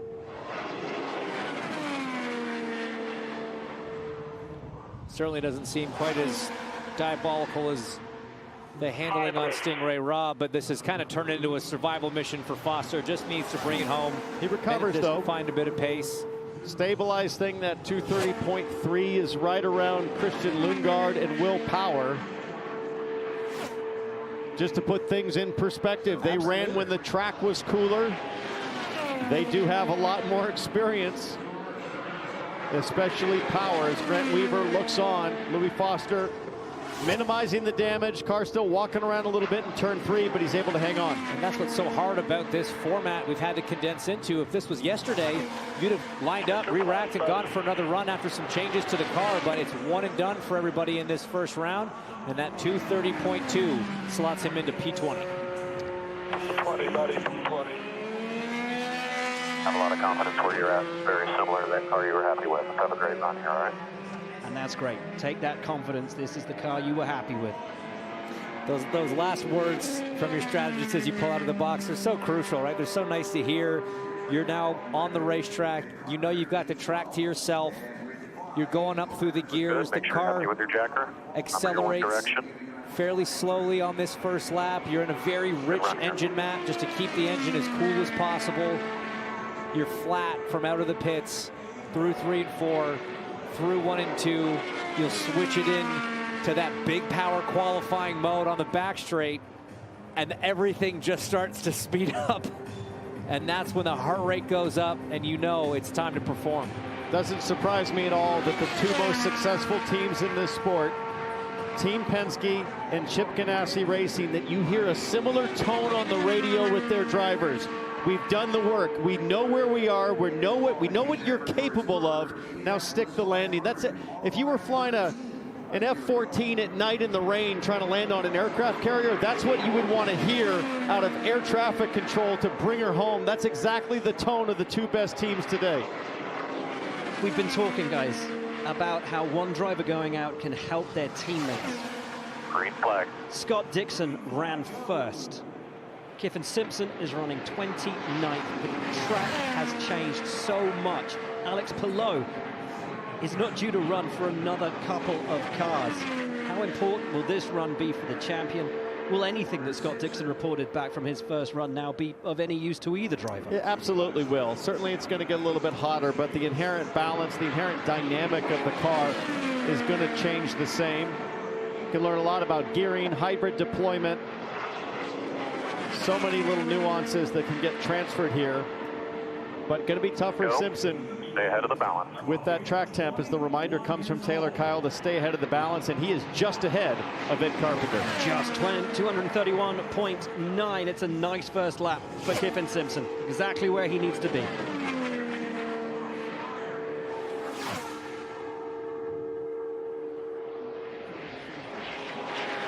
And as you see from the ghost car, Ed Carpenter just stretching ahead a little bit. A little bit of an earlier turn in there for Kyffin. Not using quite all the racetrack on the exit, opening his hands up, letting the thing free up and accelerate off the corner. Stay ahead of it, bud. 2 to go. 2 laps down, 2 to go is the call. Second lap is a 2:31.2. Decent drop off there, 0.7 of a mile an hour. Starts to put his average outside the realm of being able to transfer. 231.6 would still be good enough. Young driver from the Cayman Islands, a place where rally racing a lot more prevalent than circuit racing, but he's done a great job. Absolutely no oval racing down there. But he's adapted well, and hey guys, he's catching them. He is making some progress through the two most difficult corners with the wind. And if there's one driver that understands how to manage wind, it's Kyffin Simpson. A big kiteboarder on the islands as Simpson crosses the line for lap 3, 2:30.5. Just down. But a 2:31.266 is good enough to get himself into the 12. Simpson looking good enough at the moment. Now he deploys the hybrid. This is a good run from Kyffin Simpson. As it stands, looks like he might not be too far off his teammate Scott Dixon. Regen a little bit in 3 to use a last little bit of deployment off of 4. Bring it home. Kyffin Simpson to transfer into the 12. Does so. 11th. All right. Very, very respectable job. P11. It's a really strong run there, buddy. Nice job. Really strong run. So there are 3 one-off drivers remaining and 1 multi-time champion and an Indy 500 champion in Alex Palou. But this guy, our teammate on the Fox Sports broadcast team, Jack Harvey, boy, he's got to be excited for this moment. He really does. His teammate Connor Daly, 3rd fastest, 2:31.744. It was a very consistent run. Jack, though, has looked brilliant in the no-toe speeds ever since that open test. Temperature's very different. And James, I've mentioned the confidence on the pit box from a lot of the big teams. How about the confidence on this pit box? You have Eric Likely, who engineered Robert Schwartzman to pole position last year. He only does this one event as we take a look there at Davey Hamilton, who will be on the radio. But likely a SpaceX engineer the rest of the year, helping rockets get into outer space. A lot of intelligence on the stand. That gives you confidence in the driver that you're going to have mad speed when it comes to count. It sure does, and you'll just look at what his teammate Connor Daly was able to do sitting there right now up in P3. Daly track temp was 104.5 when he went out. It's 111.5 for Jack Harvey, but you just need to be in that top 12. And if anything, guys, the advantage potentially for Jack Harvey is if he is able to transfer. He has now run on the racetrack in conditions much closer to what it's going to be like when we have that top 12 run with track temps where they are compared to some of these drivers that went earlier in the day. Connor Daly was incredibly busy behind the wheel on his laps, having to lift out of the throttle multiple times on the lap. No waver on that throttle from Jack Harvey so far. What's the pace looking like? 2:37, 2:38 into 3. Possibly a little down on where he'd like it to be. But I like seeing that throttle hold wide open as the temperature continues to be an issue for lap after lap degradation, and that is a shock. 229.8 for Harvey. Did they put too much wing in it? That is a huge surprise on pure pace. Kevin. So Townsend listening to a lot of teams, and this was one of them. They're a little bit concerned about the changing conditions, and I know that Jack Harvey's team added downforce front and rear wing into the car here a few minutes ago. We talked about how difficult this format is, guys. One shot to do it. Track conditions unlike anything they've seen throughout practice and Fast Friday, and maybe got pushed into being a little bit too conservative on the one and only opportunity you have today to try to get into the top 12. And that is going to be galling for Jack Harvey and for the whole crew. Especially with the pace that they showed at the open test in race trim. Harvey hanging on here. At this point, you're trying to consolidate and just work the average. And, you know, can we get ourselves ahead of Kirkwood or Grosjean here? Right now, the 229.6. I mean, that is going to be around Kyle Kirkwood. 25th place, a car that should be fighting right up in the top 6. Now he deploys. But this will be a shock and a massive disappointment. And it would have been such a shock to Jack when he crossed the start-finish line at the end of that first lap. The number pops up on the dash, and he would have said, Why is it a 220 something and not a 230 something? And at that point, you know it's going to be an uphill battle in that run, and mentally just trying to get through it can be so tough. Checker flag. Well, played it safe and ultimately lost out. Boy. Jack Harvey, 27th behind Mick Schumacher and ahead only of Graham Rahal, Dennis Hauger, and Stingray Robb. Well, here we go, folks. 4 laps for the champion, both of the series and this race. Alex Palou, the call was his setup is pretty similar to that of Felix Rosenqvist. He's got the same engine in the back of his car. The two teams share engineering expertise. What will his lap time, what will his lap speed look like? About 240 miles an hour down the back straightaway as Palou chases Sato there on the ghost car. Look at him gain here through turn 4. That is the bubble time. He has to be ahead of Sato to transfer into the top 12. Trending behind first lap, 231.491. It's 1.5 mile an hour off Felix Rosenqvist. It's interesting that you don't hear Barry Wanzer say, remember your tools or remember your weight jacker. He just gives him the lap count. Lap count and engine maps, that's all the information that we're getting. Perfect gear ratio selection, just touching 12,000 RPM as he hits 238 miles an hour into turn 3. Fascinating. Used about 25% of his hybrid, then deployed. 2 more laps. Just a tiny little squeeze. Little cloud cover now coming over the front straightaway, but it's sunshine in the corners. Good consistency from those first 2 laps. Puts him around about 8th. Around his teammate Scott Dixon, who, let's not forget, was the first driver to run off today in very different conditions. Same sort of strategy right there, and here you go. That is Takuma Sato on the bubble, just barely in front of Palou, but Palou is catching. And now, marginally ahead. Nothing in it between Alex Palou and Takuma Sato. The call comes to deploy. He doesn't yet. Oh, he's going to keep it. Going to keep a hold of it. Needs a massive final lap, does Alex Palou. 231.142. That's dropping down to around 11th place. He's got the full pack to deploy. He's doing that now. Hopefully this is one of those runs where you see that 4th lap jump up. If you're Alex Palou, that's what you're looking for right now. Able to just jump ahead of Sato. Still Ahead. 2 corners to go. This will be close. But only just. Keeps some hybrid. Just the last little bit. Through the final corner. Over the yard of bricks. Does Alex Palou progress to the 12? Checker flag. He's in. But just, only just, in 11th place with 2 drivers left to go. It's not over yet. We move on now to a frankly lovely story. Bumped last year, Jacob Abel, and he held himself with such grace and humility and was so kind with his time to come up here and just talk about, you know, how much he adored this race and just wanted to get in on his own terms and get in the right way. And here he is this year, the one-off entry in collaboration with HND Motorsport, and he's looked good. If he'd had this car, this crew, this time last year, green flag, red.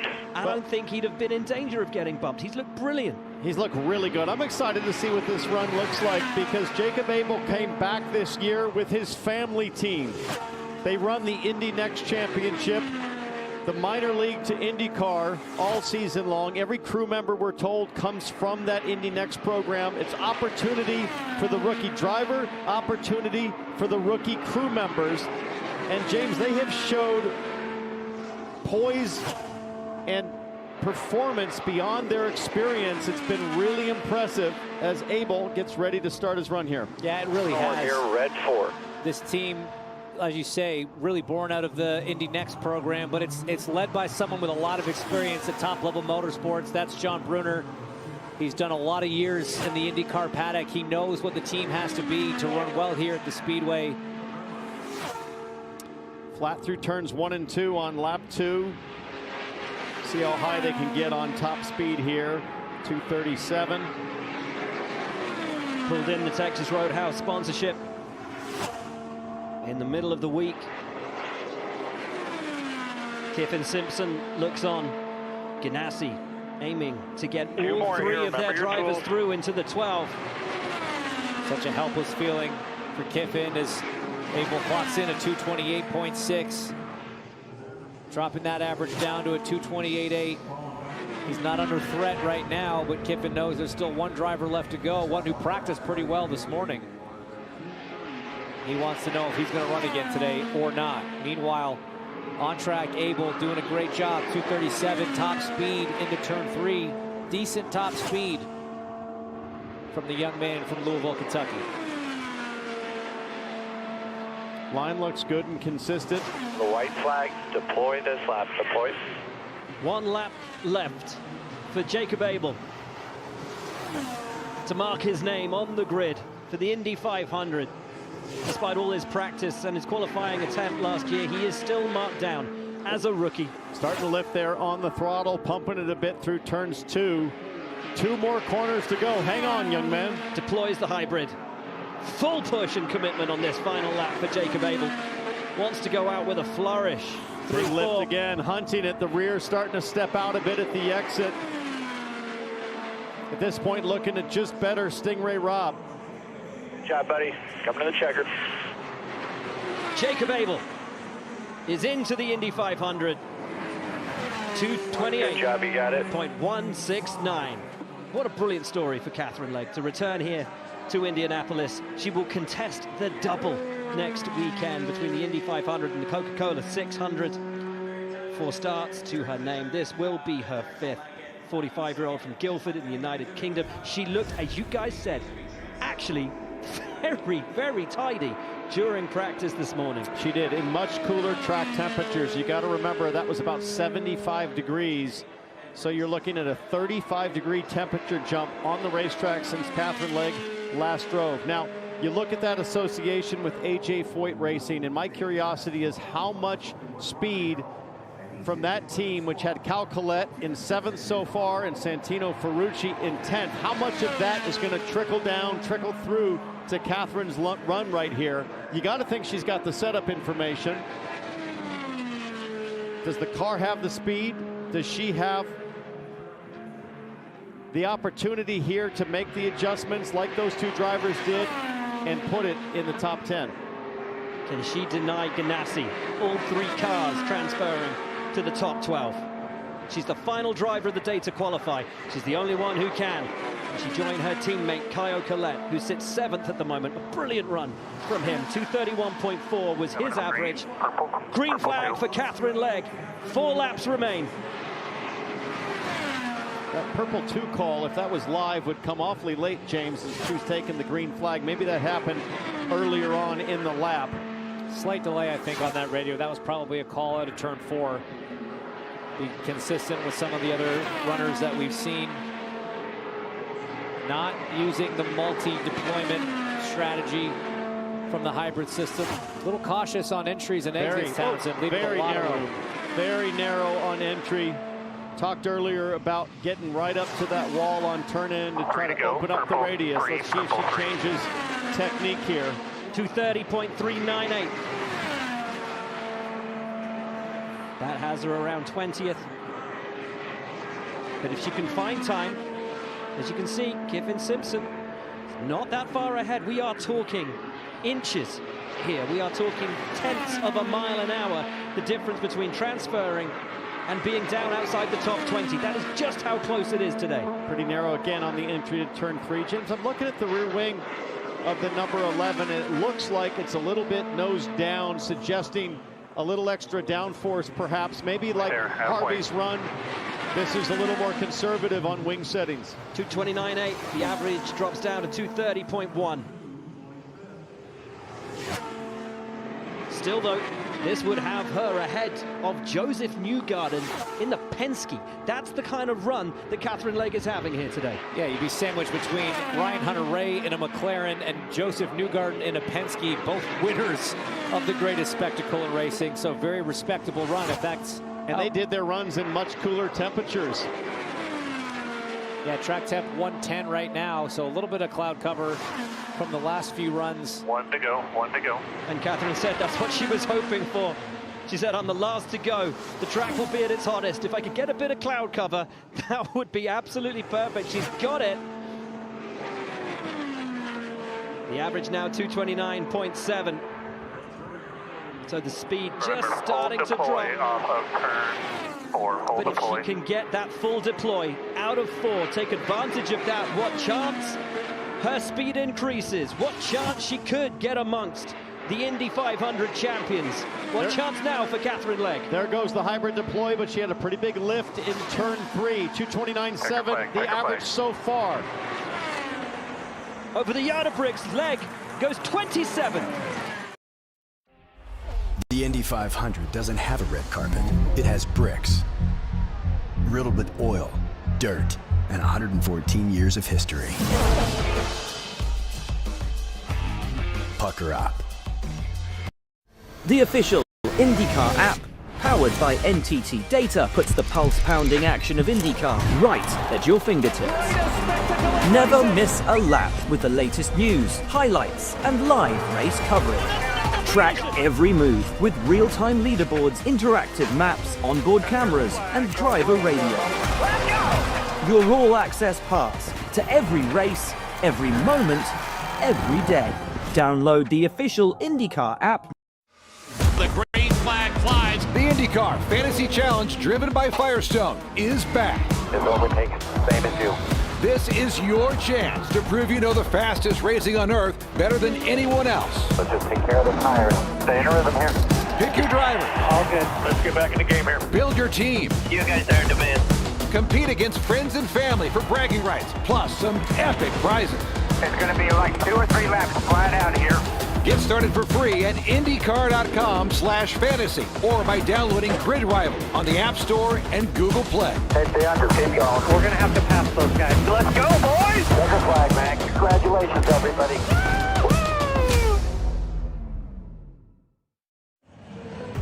And thanks for staying with us. Fox Sports Live from Indianapolis Motor Speedway to take you through the speed and the challenge and the tension of qualifying for the most important race in the Fast 12. Here are our guys, James Hinchcliffe, Townsend Bell, and the very shy Will Buxton. Thank you so much, Chris. Thank you, Danica. Great to be back here. What a brilliant qualifying session we saw today. No do-overs, no second chances.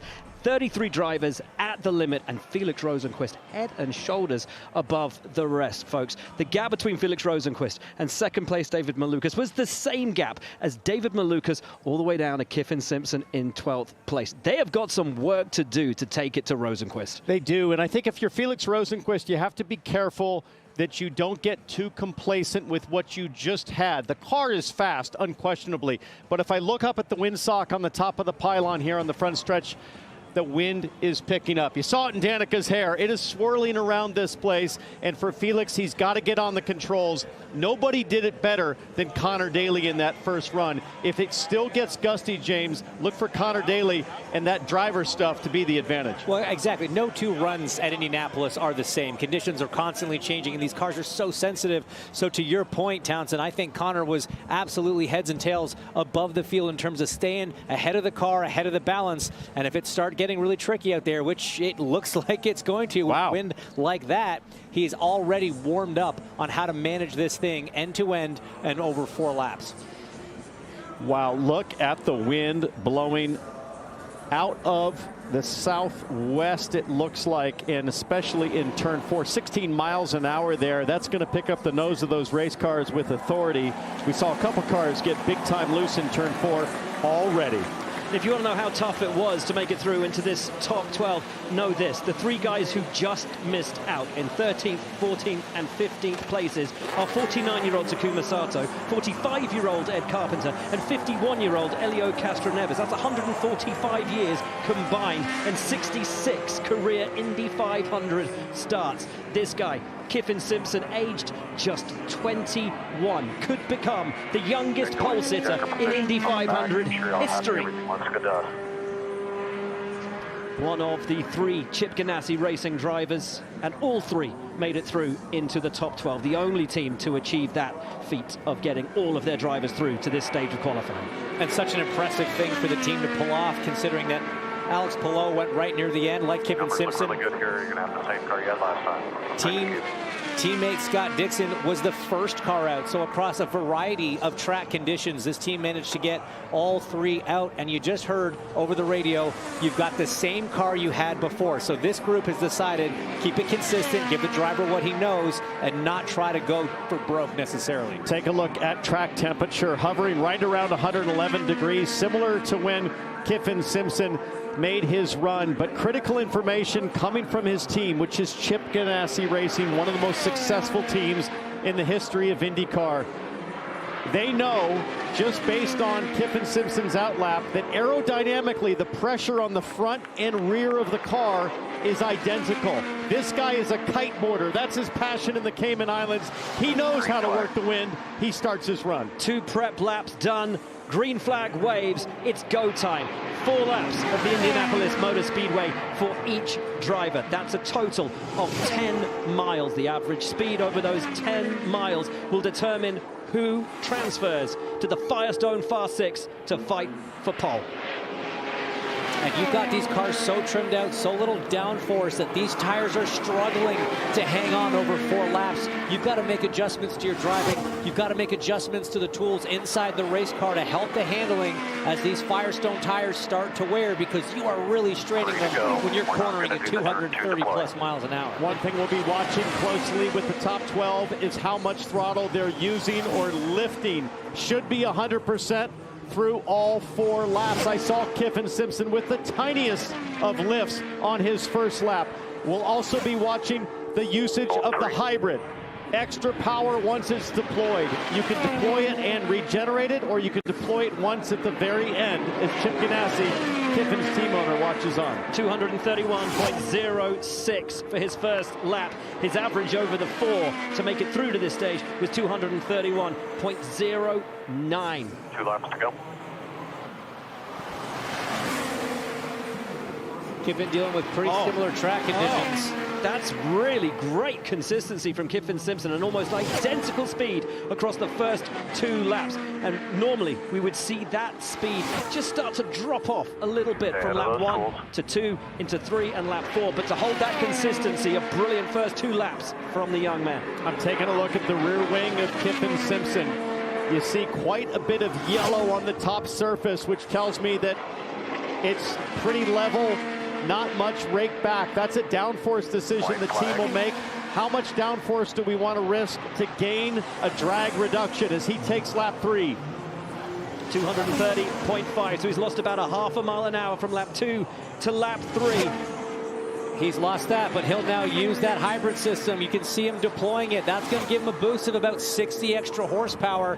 And we saw in the first round of qualifying that can seriously improve that 4th lap speed. Let's see what it is for Kyffin with 2 corners to go. He hits 239 miles an hour with the hybrid going into turn 3, a jump of about 2 miles an hour. Thanks to the hybrid. Very few drivers went faster than 239 on the run into turn 3 earlier in the day.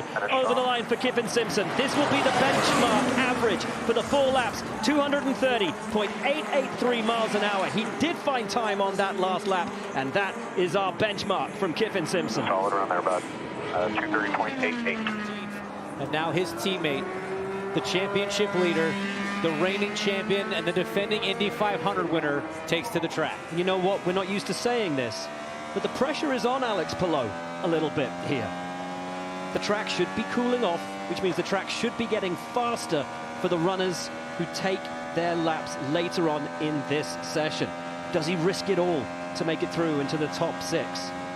How much does he dare to push right now? He will get 2 preparation laps, just as every driver. The first lap at relatively low speed. We say a low speed compared to what you're driving out on the roads normally. It's about double what you would be able to run on the roads, around 140 miles an hour.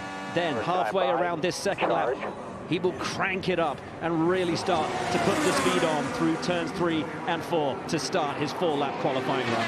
He is the most successful driver over the last 4 seasons in this sport, and I want you to watch closely when we go on board with Alex Palou, whether it's inside his helmet or just above it, how smooth this driver's hands are, how precise the positioning is of his race car relative to that white line in the grass right there. This guy is consistent, more consistent than any other driver over the distance. That's what differentiates him, his precision. Green flag. Townsend, you call him the surgeon, and with good reason. Oh. Pretty quick warm-up speed. You kind of keep an eye on that to see how quickly the guys are coming to start their runs. 2:22, a little bit quicker than teammate Kyffin Simpson last time out. And you can see from this awesome driver's eye camera what Alex Palou is seeing. You've got the shift lights, the weight jacker, fast jacker lights. You've got gear position, all sorts of information on the steering wheel that the driver is managing and monitoring while they're driving 230 plus miles an hour. The Ghost car will show you that Alex Palou is trending just ahead of his teammate. Some of that may have come from the fact that Alex Palou is doing what no other driver is, and on that first lap using just about 20% of his hybrid and regenerating that again. So he's just giving it these little squeezes rather than deploying everything. There, he uses it again, 15% this time. He'll regen. No, he won't. He'll use even more on the backstretch. Watch the top speed here. Last lap, Palou hit 240. Does he do it again? Yes, wow. 240 miles an hour. Big speeds. While he regened a little bit back going into 3, so a very different strategy. Interesting that the teammates, Townsend, are using different deployment strategies for that hybrid. As Chip Ganassi watches on, but 232 is a mega lap so far. 231.4, so loses 0.6 of a mile an hour. The fastest car through the turn 3 and turn 4 traps that we've seen so far today. Watch the blinking red light right here. That's the fast jacker. That's the system that's lowering the back of the car on the straightaway. And then at the last second, Palou's going to hit a button and drop the nose, pitch it forward so that the car can corner. Regens almost everything. Coming into 4. This is a clean run from Alex Palou. Deploy. A one-time pole sitter here at the Indy 500. He took his first victory here at the Yard of Bricks 12 months ago. He is a 4-time champion. He is the man with the target on his back, the one everyone knows they have to beat. He is clinical and ever so fast. Dumping all of that hybrid here on the last lap. Let's see if he can beat 240. He matches it. And then he regens with that tailwind, so he'll have another blast coming out of turn 4. 0.7 of a mile an hour drop off between lap 1 and lap 3. Can he improve on that final lap, or does it continue to drop? Such intelligent use of his tools over the line for Alex Palou. What is it? It's a 231.665. Alex Palou goes top, and that is going to take some beating. Riding on board now with Santino Ferrucci from Woodbury, Connecticut, one of the most exciting drivers that we have on ovals. Has finished every one of the Indy 500s that he has entered inside the top 10. He absolutely adores this place. Put it all on the line to get into the top 12. And earlier in the day, we heard him talking to his team, saying, you give me a car on the edge, give me a car to go for pole, and I will give it everything. His finishing record here is outstanding. His qualifying record less so. An average start here at just 15. He's been 4th in qualifying before, so he has had a few good seasons, but for how good he is in the races, if he can start up in the first 2 rows, those first 6 positions, that puts him in a really good situation, a really good spot to try to take that victory. And if you look at the comparison of where he sits to Alex Palou, just trailing the champ as he goes into turn 4. Now, I talked about the driving style of Alex Palou, that tremendous precision. You want to know what kind of driver Santino Ferrucci is? Well, that helmet paint scheme inspired by the late, great Evel Knievel. That's the kind of guy Ferrucci is. He's a big send, big commitment kind of guy. Loves getting on the bowl and trying to hang on.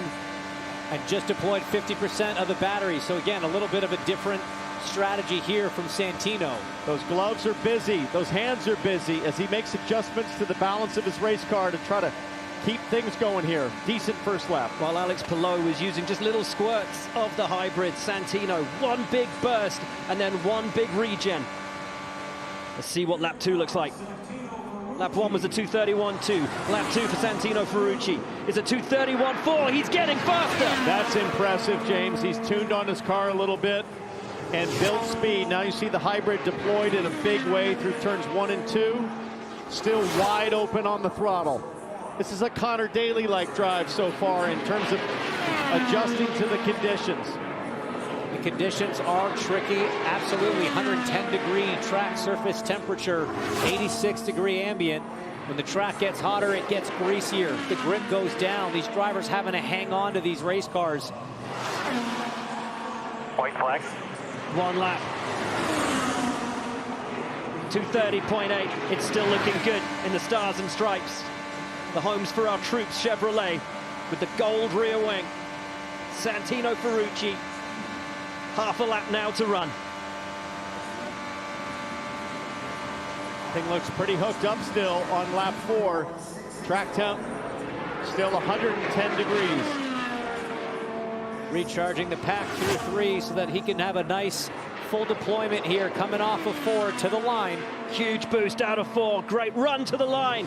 Santino Ferrucci looking to take it to Alex Palou. It's second place for Ferrucci, a 2:31.098 average. And a great run. Now on board with Pato O'Ward, his 9th year in IndyCar. This will be his 7th Indianapolis 500. He's only started on the front row once before, but he's gunning for pole position today. 50 years on from his McLaren team's last pole position at this great race. That was Johnny Rutherford. He won that race back then. They have not been back to victory lane since, half a century ago. This guy has an uncanny ability to drive around problems with his race car, especially when it matters, like in the last 10 laps of the Indy 500 or in these 4 qualifying laps. This will be fun to watch. The Mexican driver has 6 previous races here, and James, an average finish of 6.8. Exceptional. Exceptional when you consider that one of those was a DNF, was a crash late in the race while running in the top 3.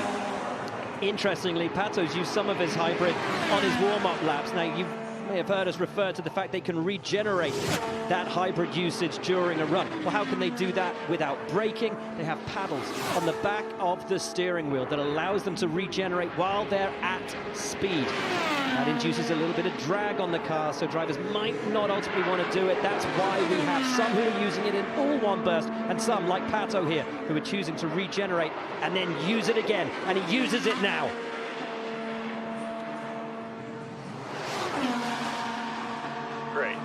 Grade 3. That's an engine map change command coming from the strategist for Pato O'Ward. Boy, he's looking a little bit high mid-corner everywhere. This thing is starting to skate around a little bit. And a little wiggle in turn 2. It is lively in the cockpit. Watch his hands here in turn 3. This car seems to have more kickback through the steering than anything we've seen so far.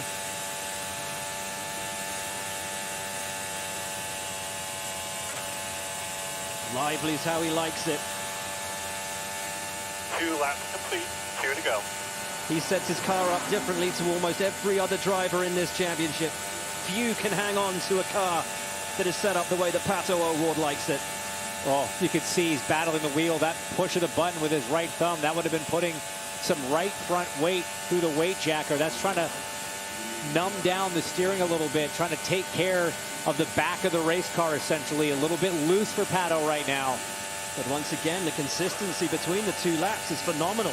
Just 237 miles an hour compared to Alex Palou's 240 on the back straight. White flag, 1 to go. 3 complete. And it's another 231.2. That is unbelievable consistency from Pato O'Ward. That is incredible. You're used to seeing anywhere from a half mile an hour to maybe a mile an hour of degradation in the lap speed between lap 1 and lap 4, but unbelievably consistent. Great job on the engineering department to make sure that the right downforce level was on the car. Pato doing a great job from behind the wheel to adjust the tools. I saw a lift of the throttle though in turn 3 with that tailwind pushing him into the corner. Have to see if he can make up for it with some of that hybrid deployment. Lap 4 Checkered flag, complete here for Pato O'Ward. Over the yard of bricks for Pato O'Ward, 231.088.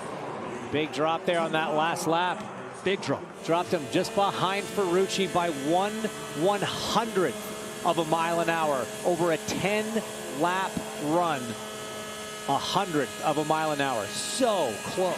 He is a 23-time competitor in the Indy 500, a 5-time pole sitter. This guy has more experience at the sharp end, dancing on the tip of the needle, than anybody in this field. His wife, Emma Dixon, makes the walk to get ready to meet her husband at the end of this 4-lap run. You know Chip Ganassi has speed in the race cars. My question is, how aggressive has Dixon been on downforce? How much is he willing to push it right here? As James said, you only have to be 6th or better, but you don't want to guess short. Only one driver in history has more pole positions at the Indy 500 than Scott Dixon. That man is Rick Mears with 6 himself, a 4-time winner of this race. Scott Dixon, quite incredibly, just the 1 victory at the Indy 500 to his name, but my word, he knows how to hustle 4 laps out of a car around the Indianapolis Motor Speedway. 23 races here at the Indy 500 as we see the current leader, his teammate Alex Palou, and it's incredible to think that in 23 attempts with 33 cars in the field, he's got an average start of 7.4. So good around qualifying here. Of course, like you say, that includes those 5 pole positions. Ooh, a soft first lap, 2:30.8. Dixon will see that on his steering wheel as he crossed the line.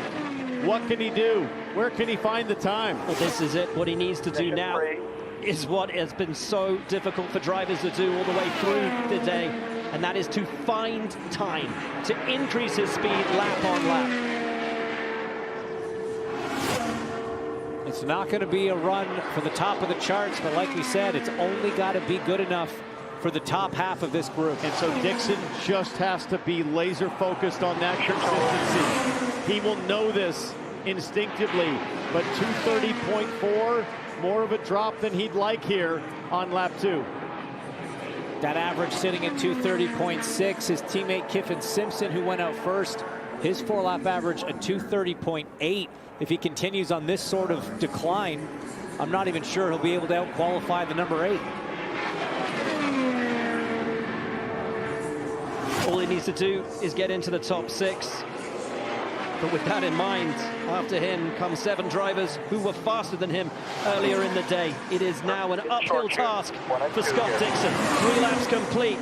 Has he found time? No, he's lost more time. Half a mile an hour on that lap. And such a dramatic difference in the strategy on hybrid use here with Scott Dixon. He's just using a little bit. Now he goes to fully dump it. Deploy short shoot between 3 and 4. You're shifting, you're using the fast jacker, tuning the tools in the car, the front roll bar, the rear roll bar, the weight jacker, hybrid deployment. There's so much to remember, so much procedurally for these drivers to do while balancing an IndyCar on the absolute limit at over 230 miles an hour. It is no mean feat. And Scott Dixon crosses the line, averaging out at a 2:30.347. 5th of 5 for Scott Dixon. That may not be enough.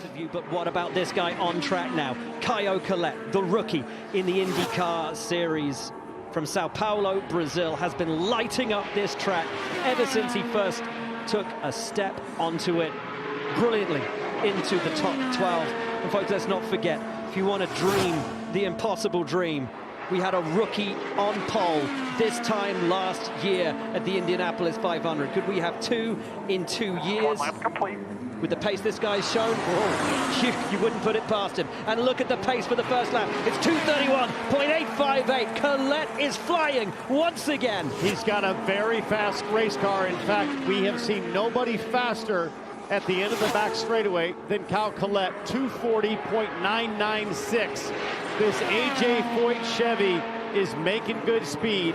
And if Alex Palou is the benchmark in this series right now, this young rookie has shown a lot of the same attributes in the cockpit in terms of his precision and maturity, especially as a rookie. Look good. One lap is great, but you got to do 4. The call to remember your tools. What is lap number 2? A big drop off. It is a big drop. 231.0. The average now down to 231.4. Still good enough for second, ahead of his teammate Santino Ferrucci, but he needs to not drop off by that amount every lap, or he will plummet down. And you can see the gap now to the leader Palou is growing on this 3rd lap, and you hear this call, stay ahead of your tools. That's what we're talking about, those adjustments to the setup of the race car that you can make.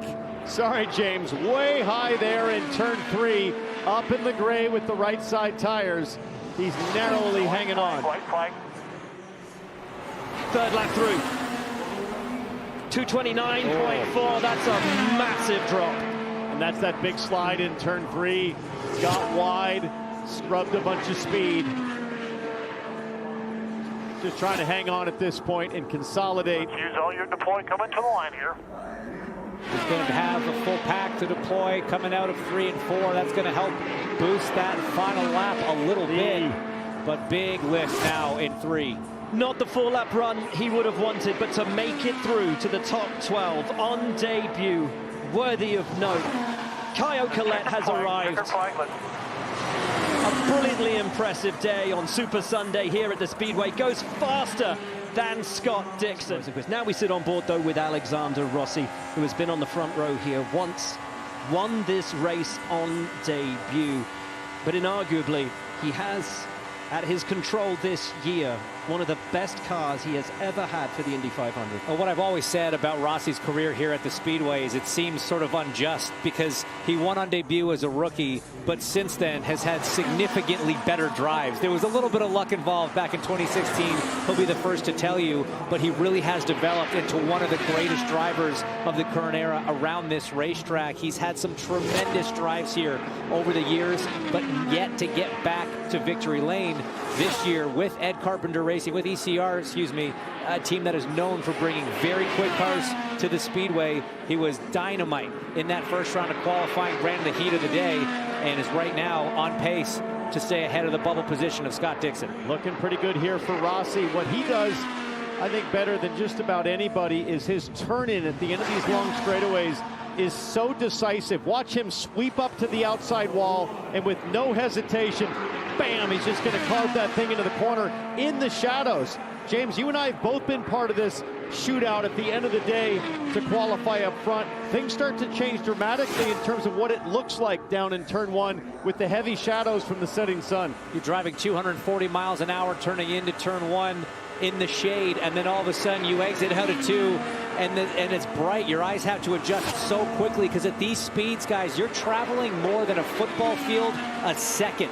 So if it takes your eyes a couple tenths of a second to adjust, you've already gone 20 or 30 yards, and you have a margin of error at this speed of about 6 to 8 inches. And the glare from the sun as it starts to dip behind the stands. Rossi loses 1 mile an hour between lap 1 and lap 2. That's a big loss. He dumps the hybrid big time through turn 2 there.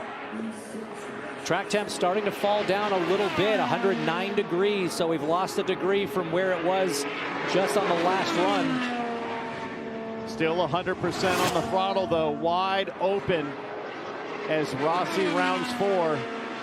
And no partial usage of the hybrid for Rossi. It's all or nothing. The absolute dump of 100%. The regen back to 100%. That lap 230.858. He's finding time. Did a great job to stabilize the time loss there.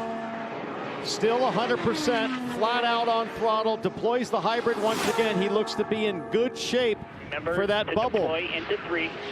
And if he can find time on this 4th lap, he could find himself up behind only Alex Palou. This last lap then. This last corner as he turns it into 4, absolutely critical. 40% of the hybrid left. Will he use it? Should use it. Doesn't use it. Checkered flag. Over the line for Alex Rossi. And it's good enough only for 4th. How much difference might it have made? Right now, P4. Had he deployed that last little bit of juice on the straight. Rinus VeeKay. First time that his Juncos Hollinger Racing team have made their way into the top 12 at the Indy 500. He has been on the front row here for half of the races that he has contested, half of the Indy 500s that he has run. Quite the record for Rinus VeeKay, but last year was in a battle with his teammate and only narrowly avoided being bumped out of the field. What a difference 12 months has made. He is rejuvenated and back on form at Indianapolis. Slow warm-up speed for that launch lap, but 2:39, nearly 2:40 heading into turn 3. It's a committed first lap. And a big adjustment for VeeKay. The last time he was on the racetrack, it was 101 degrees. Right now, 108. Different conditions, less grip. Oh, 2:32.1. Wow. That is the biggest first lap that we've seen so far. You can hear the crowd in turn 1, super excited to see that massive speed, the 2:32. So impressive. So far, guys, Palou, the only driver that has actually improved their time from the first round of qualifying. And you see right there, Rinus VeeKay ahead of Kyle Collette on the bubble. The question is, how much does that big lap challenge the Firestone tires? How much grip did he use to get the big number? We're about to find out what the bleed looks like on lap 2. Big 30.3, it's a huge drop, and that's why he was there or thereabouts with Kyle Collette on the bubble, when in fact, after that first lap, you'd imagine he'd be fighting with Alex Palou for top honors. And that tells me that Rinus VeeKay and his Hunkos Hollinger team maybe took a little too much downforce out of the race car. It's starting to slide a little bit more, and as it slides, things go from bad to worse on grip.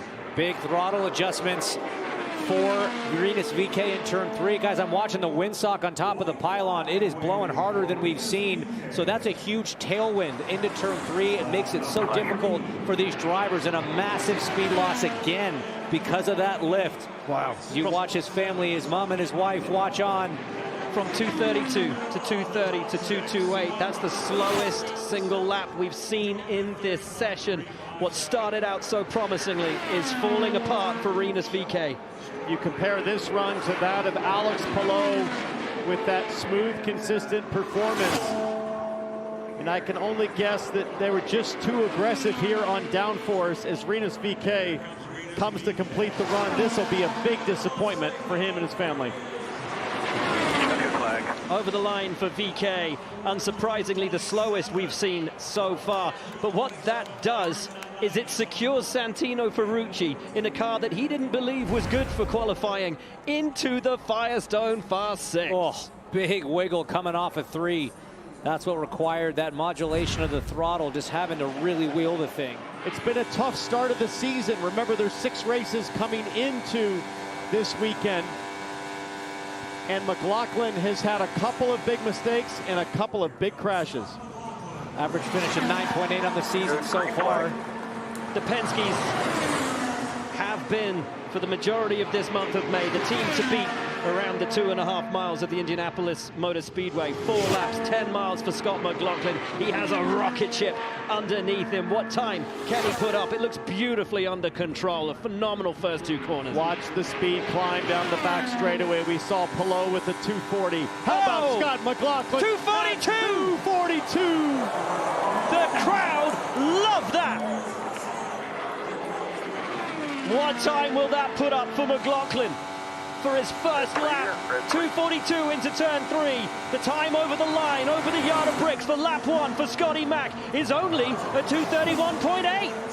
So like Rinus VeeKay, I've got to wonder, did they take too much wing out to do 4 consistent laps? He had a massive tailwind into 3. That's going to help that top speed turning into 3, but then you catch a crosswind as you're turning. That takes some of the life out of the tires, and you can see now neck and neck with Kyle Collette on the bubble to transfer into the Firestone Fast 6. The ghost car is no longer for the fastest car. It is for the driver in 6th place. The driver on the bubble. You have to make it through into the top 6 to transfer. Collette is in that position. He's at the top of your screen. The 24-year-old from Sao Paulo, Brazil, watches and waits and sees what Scott McLaughlin can put up, but McLaughlin's losing time. You talk about that transition from darkness to light through turn 1 as Kyle Collette's ghost car is coming back at Scott McLaughlin. The track changes too, Townsend. That corner is going to be cooler in the shade than when you get to turn 2 or like here in turn 3 where it's in the sun. McLaughlin's really hanging on here. Got dangerously close to hitting the outside wall in turn 2 on this lap. He's got one more to go, 4 corners. White flag here, one more. Nothing in it between McLaughlin and Collette. 229.9. He's dropped 1.5 miles an hour. You heard deploy into 1. He didn't do it. He got it on the exit of turn 1 going into turn 2, and he's working the throttle. He had to work the throttle there. That lift is going to cost him. Is it going to cost him a place in the Firestone Fast 6? Pato O'Ward watches on. He's high in turn 3 with that tailwind. That also will cost him as the car is going to scrub off that white line. Is it enough to make it through into the Firestone Fast 6 for Scott McLaughlin across the yard of bricks? And it is enough. Barely. Just 4 100ths of a mile an hour. 3 drivers left to run means that our top 3 drivers are locked into the Firestone Fast 6. Alex Palou, Santino Ferrucci, and Pato O'Ward. Guys, we saw from Connor Daly's run earlier today how on edge it was. And then when his teammate, Jack Harvey, went out later, the team had compensated too much. Harvey's lap time was way down. Green, blue 3 at the line, white checker. Have they learned their lesson? We're about to find out. Daly starts his run to make it to the Firestone Fast 6. Lifting already in turn 1. He had a lift in 3 on the warm-up lap coming to the green, and that affects you. He's lifted in 1 and 2 already. Struggle bus for Connor Daly. It looked very, very difficult down here in turn 3 with the tailwind. See what he does on board. Only reaching 239 miles an hour only, I say, as he has to lift again. Scott McLaughlin hitting 242. Now he may be trimmed out, so the car could accelerate here, but we'll find out what those lifts did to his average. 231.063. If he can find just a shade of time, it will be enough for him. And let's not forget, the consistency of his last run is what pulled him through, but also his ability to lift, to ride on the absolute limit of adhesion. You can see the ghost car there with McLaughlin on the bubble. This is the time that we're looking to beat for Connor Daly, 230.577. And that's the current average. Let's see what happens to that when he crosses the line. All right, found a bit of speed. He's getting quicker. Jack Harvey will like that. The crowd likes that. He is the home hero. Whoa! This place absolutely adores him, and he's starting to take liberties. Jack Harvey exhaling on Connor Daly's behalf. That's some real teammate work right there. But we said this, T-Bell, he's almost the most prepared for these conditions because he had to do so much adjustment on the fly in that first run. Hoping it was going to be a little bit smoother for himself, I bet. The crowd applauding over the yard of bricks. One more lap to run for Connor Daly. It's a 230.4 for Connor Daly. Dropping time. Needs a massive final lap. Needs a huge one. He's right with McLaughlin. How brave dare he be now?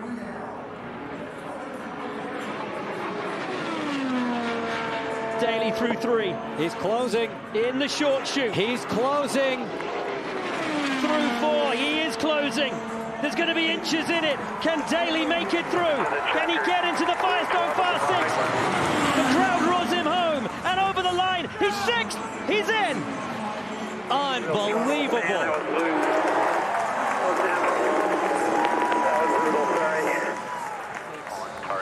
What can you say about this young man, David Malukas, who has stepped into one of the most storied teams, one of the most famous seats, one of the most known cars in this championship, in all of motorsport, and has taken the pressure on his shoulders and raced magnificently. The confirmation coming from his team. Lap 1, engine 3. on target. That's what you want to hear as a pilot. As you rip your fighter jet into turn one, that means all systems are go. Everything is reading as they hope aerodynamically. Using the hybrid through two. What speed can he hit by the end of the straight? Adjusting his front bar there. It's only just a 238. Downshift out of 3. Maybe they've added a little bit of downforce, just seeing some of the struggles that people are dealing with. Lap 1 over the line. It's a 231.536. He's on pace with Daly. Daly's time, as a reminder, at 230.712, 4-lap average. Solid start from Malukas. It looks pretty composed right now, T-Bell. It's not getting the top end that we saw before, but you can see from the ghost car on the bottom to Daly on the bubble. He's got the advantage at the moment, but Daly was so strong in that last lap. And Daly found time. He's tracking him down already. Malukas has got to stay in front of the balance of his car. He drops time, 0.2 of a mile an hour from lap 1 to lap 2. Malukas has to hang on or find time. 2 laps to go. Softening off that front bar is going to give him a little bit more front grip through turn 2. Those short shoots happen so quickly at 230 miles an hour. He makes another front bar adjustment with the right hand. Still looks to have impeccable handling, wide open on the throttle here. Looking very good for Malukas. Smooth. White flag. Another adjustment. That's the third one this lap. Sitting on a full pack of hybrid, 231.2. Just 1/10 of a mile an hour. So consistent. Consistency is great. Lines are beautiful. Car is hooked up. Malukas has the legs on Connor Daly. Can he keep it all together? Just 2 corners to run for David Malukas. More adjustments and the gap to Connor growing. For the 24-year-old from Chicago, Illinois, who came second in last year's Indianapolis 500, deploying the hybrid. The final push to the line for David Malukas. Where will this place him? Great run. It is in the 6th, and it's second. P2, about a 10.5 behind below. Incredible. That last lap hybrid deployment found him time. His fastest lap of the run was lap 4. 231.7. What a brilliant final lap from David Malukas. Absolutely stunning. And that's what you need. That's what he needed to get himself through into the Firestone Fast 6. We as outsiders ask the question, when you become a father for the first time, does it make your foot waver? Does it make you pull out of the big decisions? When he said that was his sketchiest run he'd ever done at Indianapolis, does he now think twice about running that car the same way again? I don't think so. I think that run we saw earlier is indicative of a new father who feels the obligation to do it for his baby girl at home. This guy was up in the seat in a big way, taking every inspiration from Morgan Wallen, who rides on the side of his car. Those two have been a good combination this month. He's just got to be ahead of Kyffin Simpson at the end of this one to get into that final part of qualifying when you have to go for broke and have to go for pole position. His first lap on his first run was the quickest we've seen out of anybody today. It was a 232.9. Can he get anywhere close to matching that? That did not look too comfortable in turn 1, though, for Felix Rosenqvist. A little bit high there, a little bit twitchy. Let's see if he can settle things down here with the tailwind. Again, so far of the 11 drivers that have run, only Pallou's gone quicker than they did in that first round of qualifying. And you can see him now comfortably ahead of Kyffin Simpson. High, but very close to target. And right now, that's all that matters for Felix Rosenqvist. He doesn't have to beat Palou, but that first lap of a 232.3. That is the fastest first lap we've seen in this top 12 shootout. Still got it. Red 3, red 3. My word.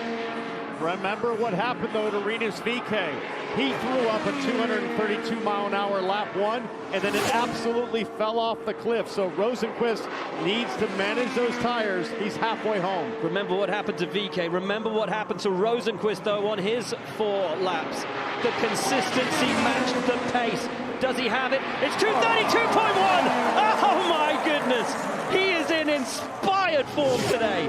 The Swedish fans in the stands love what they are seeing here.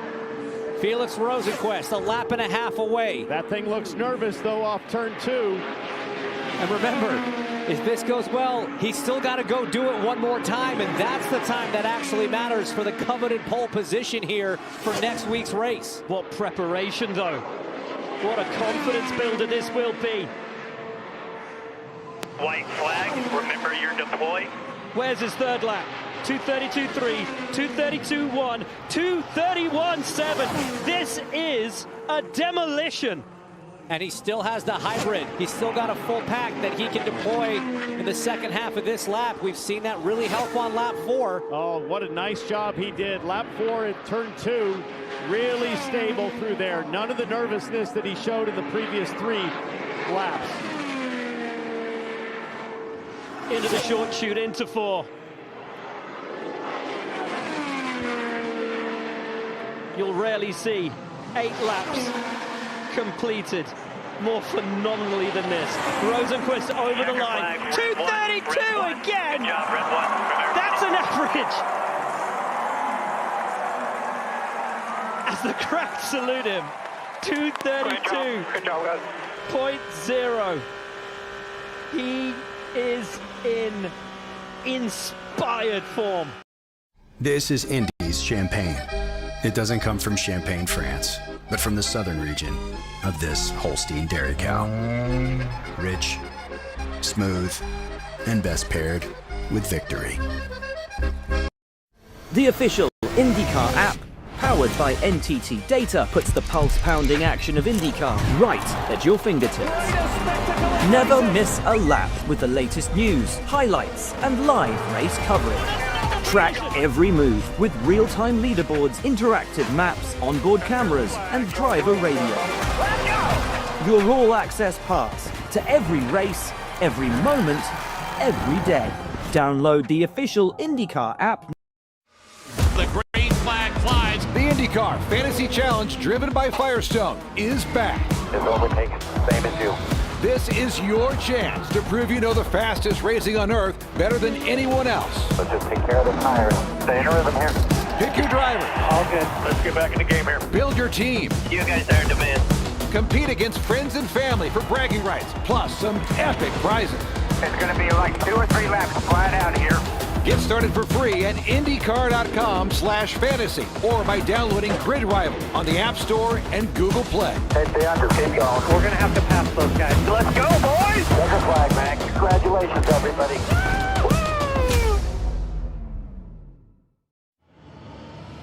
Time to put him on the clock. Back to the booth with James, Townsend, and Will. Take it away. Thank you, Chris. This is what it all comes down to. The conclusion of Super Sunday. Our Firestone Fast 6 will fight it out for pole position for the 110th running of the Indianapolis 500. Firestone Fast 6. And what a Super Sunday this has been. All 33 drivers with their one guaranteed run. A brilliant top 12 shootout. And now the Firestone Fast 6, guys. 6 different teams represented in these 6 drivers, all running for the honor of starting the 110th running of this fabled race from P1. Pole at Indianapolis just means something different, guys. And for these drivers and these teams, this is the moment where they're going to put it all on the line. There is no time in a year as an IndyCar driver that you are going to take more risks when it comes to pure speed than right now going for pole at Indy. And Rossi, he's won this race before. He'd love to add an Indy 500 pole to the resume, and he has been super quick. And it's been a while since Alexander Rossi was last on track. I talked about the shadows last time. Just look here in turn 1, how heavy those soak the turn 1 apex, and then you blast out into the light. But this is the golden hour, Will. track temperature back down to 100 degrees. More grip available for Rossi, so he can go big. Hinch, you have been in this exact position. What does it take to get pole for the Indy 500? Just a level of commitment that it's tough to put into words. As Rossi goes up through the gears, you see the shift lights across the top of the dash. When they get to the middle there, he'll pull a second gear.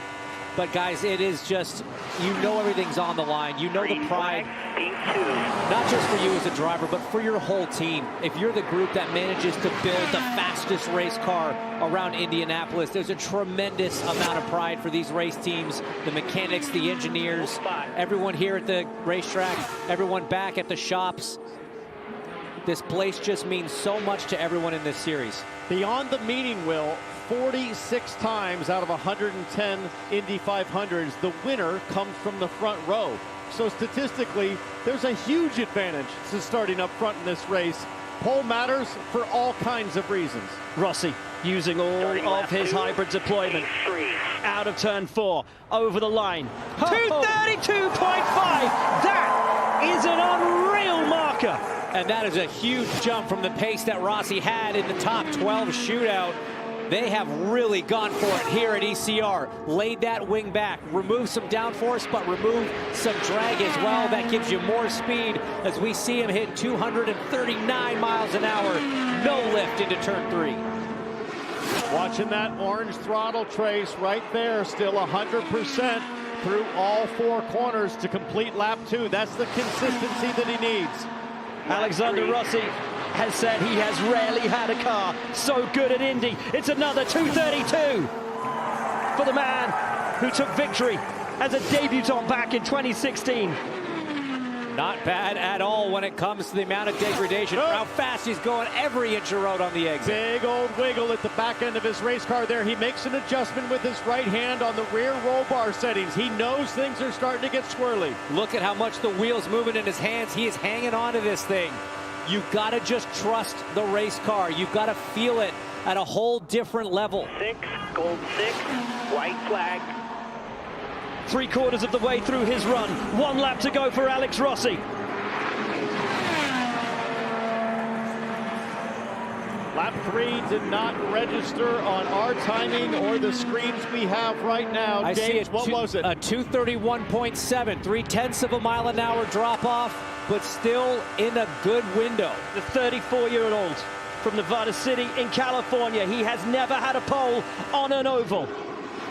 Looking, just dancing the back of that race car off of turn 3. The wind not favorable for that corner. Rossi off 4. Good run. Good run. Checker flag, straight shot. And this will be the benchmark. 231.6. It's a 231.9 average. Nice. That is huge. Everybody. That's in the same ballpark. Big work. Jack. Attaboy. Same ballpark as Felix Rosenqvist, who set the fastest time in the last one. And here you go, T-Bell. Oh, boy. Right at the end. He knows that's a strong one. The track starting to come to the drivers. What has Pato O'Ward got on the 50th anniversary of the last time a McLaren driver took pole for the Indy 500? Is today the day for Pato O'Ward to get his first pole for the Indianapolis 500? On the warm-up lap, you see him now go down, put the engine map into full fuel mode, full qualifying power, and watch the speed climb from 205 to 230 something miles an hour, flat out into turn 3.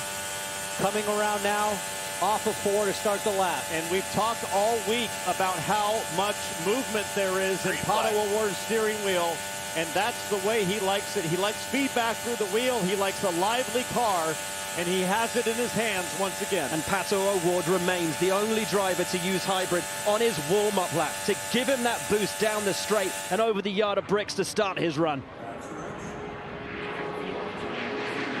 It looks like a rocket.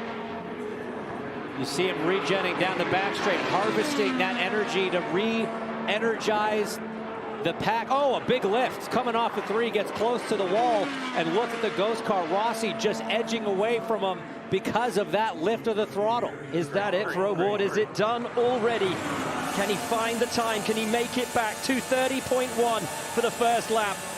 He needs something big, and I don't know if he can. Making multiple adjustments on the steering wheel. You see his right thumb going down, hitting buttons, trying to affect the handling of that number 5. It's a handful. Let's see what happens this lap down in turn 3. This is where he lifted last time. This time wide open. That's going to help his average as the hybrid is deployed onto the front straightaway. Chance to fight for pole, all but gone with the first lap in the 2:30s. But front row still on offer for Rossi. Lap 2, a little bit better. Finds half a mile an hour, almost.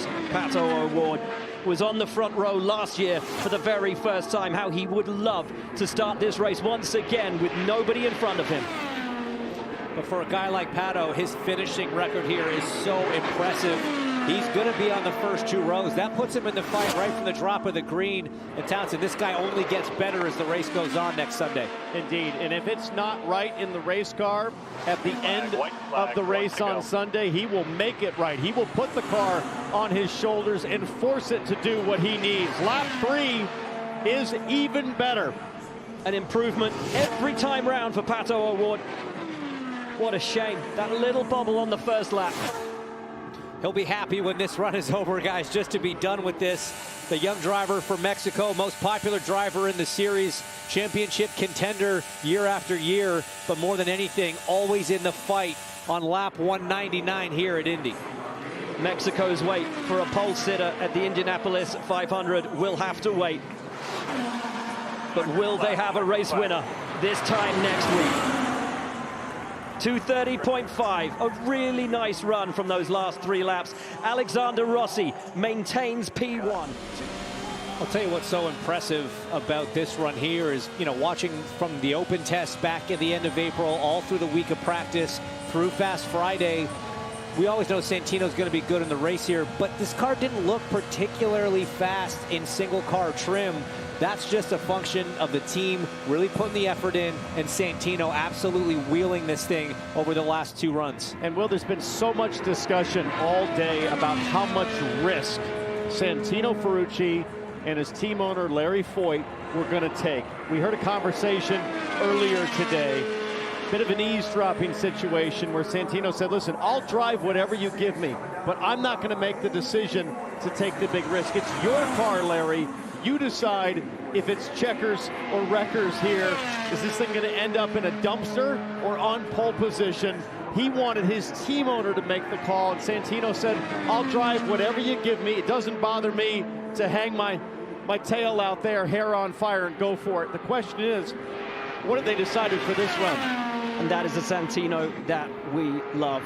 One of the edgiest racers in this championship. Maturity now coming with those sharp edges. Santino winds it up. And in the stars and stripes, in the homes for our troops, Chevrolet, he starts his run to what he hopes will be potentially pole position, potentially his first ever front row for the Indy 500. Keep your eye on that orange throttle trace to see if there's any movement there at all. We see a bit of deployment from the hybrid. Thing looks pretty planted as we take a look at the ghost car. Ferrucci behind Rossi, but it's not a huge gap. Ferrucci doing a great job, and looks like maybe closing just a skosh there in turn 3. Definitely hanging with him. Definitely hanging with him. Through 4 now for Ferrucci. Does he deploy on the main straight? He doesn't. Rossi's first lap was a 2:32.5. Ferrucci's first lap is a 2:31.1. For that first lap, the Firestones are fresh, they're warm, they're going to give you the best grip, and then every subsequent lap, you wear them a little more. That grip falls away a little more, and the challenge from inside the cockpit becomes even harder. One thing you'll hear from the strategist to the driver is stay ahead with your controls. What they mean is make the adjustment before the tire tells you it needs it. That's the key for consistency. We'll see how consistent Ferrucci is at the line.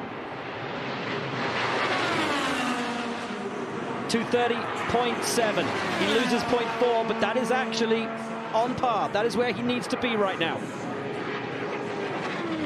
And let's not forget, Santino Ferrucci all the way through today has said, we don't really have a qualifying car. We have a great race car, but we don't necessarily have a car for qualifying. The fact that he is even up in the Firestone Fast 6 is so beyond expectations for this driver and this team. And that's what I was saying earlier, Will, is that this is just a team that really hasn't had the pace to be in this position, but they just sort of willed it into existence. They manifested it themselves, and we know they're going to be super strong come the race on Sunday. 230.581 keeps the average at 230.817. That would track ahead of the McLaren of Pato O'Ward. And if this is how fast their qualifying car is, and they don't think they have a qualifying car, watch out in the race, because Santino Ferrucci in the number 14 Homes for Our Troops Chevrolet will be a force. Wide open. Whiskey, Foxtrot, Oscar coming off a turn 4. Foot to the pedal, foot to the floor for Santino Ferrucci. Across the yard of bricks, Santino Ferrucci slots into second with a 230.846. Rossi stays on the pole, and Ferrucci moves to the front row. We made it into the Fast 6, boys. Wasn't on a bingo card, that's why I woke up. Appreciate every single one of you. Let's go. To David Malukas, a 24-year-old from Chicago in his first season with Team Penske, his first Indy 500 with the most successful team in this race's history. And we've talked about the pressure that rests on his shoulders, stepping into that number 12 Verizon Chevrolet, all that it represents, what it means to run for the captain. He is the only Penske driver in the Firestone Fast 6. He absorbs the pressure beautifully. You look at the information the drivers got right here, for example, that's the state of charge of the hybrid system, 95, lots of green for him to use. You see the driver's gear indicator right there in the middle. And as he comes off of turn 2 on the warm-up lap, he's going to go down to these rotator knobs on the bottom, these rotaries. Oh, he does it by a button. You can hear the engine note change as he puts it into the fastest map that this Chevy will give him. A hit of the weight jacker. That's controlling the balance of the race car. 2 years ago, he signed to race for McLaren.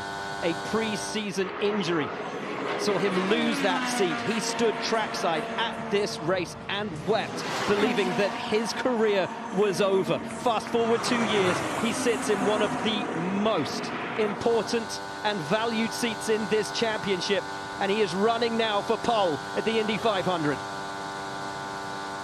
And he's right with Rossi. Right with him. Ghost Card actually pulling on him, coming off of turn 2, down the back straight. Look at the momentum of the number 12. Check the speed. 239. 240. Hits 240. That wind dying down a little bit compared to Rossi's run. That's going to be a little bit easier, but Rossi now coming back. Just showing you how impressive that first lap was from Alexander Rossi. Malukas' first lap is a 231.7. Rossi still edging it. Remember, Rossi's average at 231.9, so you're going to have to see a decent-sized jump from Malukas. Not normally what you see. Normally, lap 1 is the big lap. Rossi staying cool and calm. And starting to smile just a little bit more as he realizes just how impressive his run was. Track temp now dropping further yet, 98 degrees for Malukas, and I'm so glad he can't see this ghost car. It would drive me crazy to know that pole position is just that far ahead. And he went faster, guys. 231.9. Malukas found 0.2 of a mile an hour, and the crowd loves that. His average now only 1/10 off of what Rossi is. Can he keep this trend up? Apex of turn 2 there. Malukas' car just showing the slightest bit of a dance. Just a little bit of a yaw and a wander, but it still looks planted. Rossi's average 231.9. Malukas' 231.8. If Malukas can find some more speed, he's going to be on terms with Rossi. Watch the third lap got. 231.7. He stays at 231.8 for the average. It's gonna be close. This will be a nail biter. Alexander Rossi looks completely unperturbed. Rossi standing there with his engineer, Matt Barnes. If they can stay ahead here, it guarantees a front row, but it's gonna be close. Full hybrid deployment for Malukas. He does a full regen as well. Going to do a double deployment on this final lap. 1 corner to go for David Malukas. Tips it into turn 4. Starts to deploy the hybrid on the run down to the yard of bricks. Will it be pole for now for Malukas? Can he depose Rossi? No, he can't. Rossi will start from the front row of the Indianapolis 500. But did you see what Malukas did on lap 4? He went 232 miles an hour. A brilliant drive. It has been 25 years since we've had an All-American front row. Back in 2001, it was Scott Sharp, Greg Ray, Robbie Gordon. For now, it's Rossi, Malukas, and Ferrucci. But here comes the 4-time champion, the 2025 Indy 500 race winner, a man who has sat on the pole here before, Alex Palou. And you know how he just loves a mic drop. But does he have the pace in the car today? That ultimately is the only question that exists. Well, as you see him come down the front stretch, you see the shade, the shadows even bigger, and that means track temp is dropping even more. 97 degrees now for Alex Palou. The track is coming to him. He was one of the only drivers, in fact, he was the only driver that improved their time in the top 12 from the earlier run today. That shows that this team and the driver really did their homework in that break in between. Can they make another step? Can they catch the time that Felix Rosenqvist set? Can they catch the time that Alex Rossi set, which was a huge jump from what he did in the top 12? Alex Palou's first lap in the top 12 shootout was a 2:32.0. If he is going to take this to Alexander Rossi, he needs to match or better that, because Rossi's first lap was a 2:32.5. Well, Palou saw 234 miles an hour going into turn 1, and going into turn 3, it's 241. Fastest trap speed of the Fast 6 so far. The number 10 absolutely flying. The 29-year-old from Barcelona is fractionally ahead of Rossi so far. One lap down. Over the line, what he has, and what he has is a 2:32.8. Unbelievable pace. Can he keep it up? Did he use too much of those Firestones? He's got the hands to make it work. Those smooth white gloves massaging this DHL car around the track. They've got the speed on the straights. They've got the handling in the corners. Palou backs it up, another 241 mile an hour trap speed. It's going to take something very special to beat that run of Alex Rossi. But this man is special. 2 more laps. He may be one of the greatest we've ever seen in this championship. His second lap is another 2:32. The crowd love it. Rossi can only watch on, aware that he too is witnessing greatness. Rossi knows, he can see it's going to be tough to hang on to it from here. It's such a helpless feeling when you're out of the car watching. Alex Palou knows he's on a great run right here. He knows he needs to beat Rossi, but he can't forget how strong David Malukas is coming up. Rosenqvist is coming up next. So Palou has to push it all the way to the line. 2:31.8. He's on for a 2:32.3. He showed up to this series with a tremendous amount of ability, skill, and talent, but anywhere there was a deficit, this driver has dug deep and found a way to improve. And just look at the performance you're watching here at the Indianapolis Motor Speedway. This is absolutely flawless from Alex Palou. Nails the apex in turn 3. Everything looking as strong as it did on the first lap. Will this be his second Indianapolis 500 pole? Alex Palou crosses the yard of bricks. It's a 2:31.9 to the top on a 2:32.248 average, with one driver left to go. Good job, boys. Wow, that was great. I don't know if we're going to get it, but that was so good. Thank you. We now ride on board with Felix Rosenqvist, and he has been the man to beat all the way through today. Only one driver has topped what Alex Palou achieved on the first lap of that run. It was this man on his first lap earlier today. in the group of 33 when he hit 232.9 miles an hour. He is going to need something along those lines if he is going to fight Alex Palou for pole position. And this is the benefit of being fastest in the top 12, is you get to go last in the Firestone Fast 6. The track temp continues to go down. That's an advantage for Rosenqvist. More rubber on the racetrack, that's an advantage, and you know what you have to beat. But having to beat a 232.248 is a very tall order. No Swede has ever stood on the pole for the Indianapolis 500. Is today the day for the man from Värnamo, Sweden? Felix Rosenqvist is on the hunt for Indy 500 pole. You just see how that track temp is dropping. Felix Rosenqvist holding the button down with his left thumb. That's the fast jacker dropping the back of the car to try to get a little bit more speed, and he needs it because right now tracking behind Alex Palou. Just a 239 into turn 3 when we say only 239 miles an hour. It's an astonishing figure, and that first lap is his slowest first lap of the day, a 231.7. It's just not enough. It's not enough, guys. It's going to be a tall, tall order to try to claw back the pace needed. We have seen drivers improve. David Malukas, a great example, went almost 0.3 of a mile an hour quicker on his last lap than his first lap. Look at Alex Palou smiling. They know they've done a brilliant job. But if anyone can do it, it's this man. He's set the fastest laps of the day. He's set the fastest laps of the month. Rosenqvist, what does lap 2 look like for him? 231.3. It's falling away from him.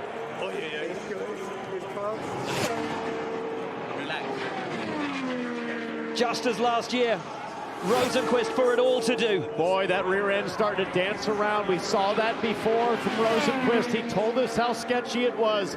As a driver, you're trying to do everything you can right now to take drag out of the car, and it looks really dicey in turn 3. Rosenqvist is hanging on. How much has the track changed? Remember your deploy? Wow. 1 lap to go. Palou can smile now. Surely this will be his second Indianapolis 500 pole. Rosenqvist will give it everything to join him on the front row. But does he have enough? 2 corners left. That's a good recovery.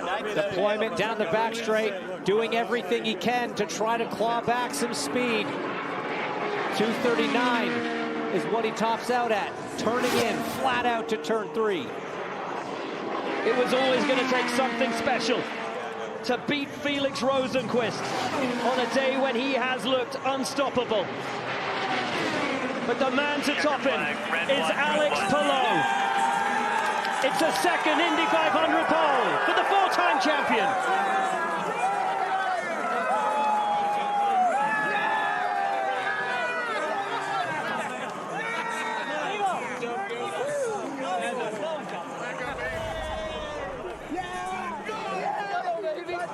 The first defending Indy 500 champion to win the pole the next season since Elio Castroneves back in 2010. Alex Palou, what a job.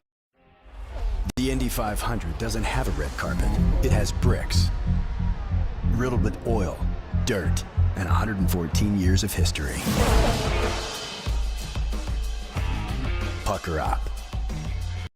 The official INDYCAR app, powered by NTT Data, puts the pulse-pounding action of INDYCAR right at your fingertips. Never miss a lap with the latest news, highlights, and live race coverage. Track every move with real-time leaderboards, interactive maps, onboard cameras, and driver radio. Your all-access pass to every race, every moment, every day. Download the official INDYCAR app now.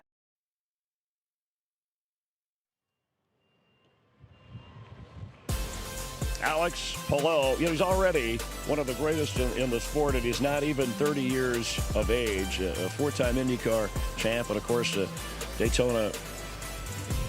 Indy 500 winner. So I forget to. Oh, well, sorry, I was interrupted because as we look at all your accomplishments here, I know you're fast. We were hoping to get you up here on top of victory lane, and thank you very much for rushing up here. I know you're excited, and congratulations. Thank you, guys. Rushing's his thing, going fast. Today, I cannot believe it, honestly. We did not expect it. We did not have the speed when we started today or even yesterday, so on Friday, so I cannot believe that we're here, honestly. How were you able to go from 11th to 1st? What happened, especially between that 1st and 2nd qualifying? I think, like the conditions kind of made it very tough on us on the first try when we were 11th. The conditions were like super hot, super warm, so we had to work a lot on the car before that. I think everybody that was now in the Fast 6 kind of went super early, and maybe they were not able to dial in the car as much as we did. So now for Fast 6, we just trim the car and try and go faster as you do here, but fortunately the car balance was insane. I was going to say, was it a handful? Because when we watch you in the in-car, we can't tell if it's tight, if it's loose, if it's understeer, oversteer, any of those things. It's like your hands stay perfect the whole time. So what were you dealing with? Honestly, the car was incredible. One of the best race cars I've ever driven here, especially in qualifying when you're going for the Fast 6 and trimming so much.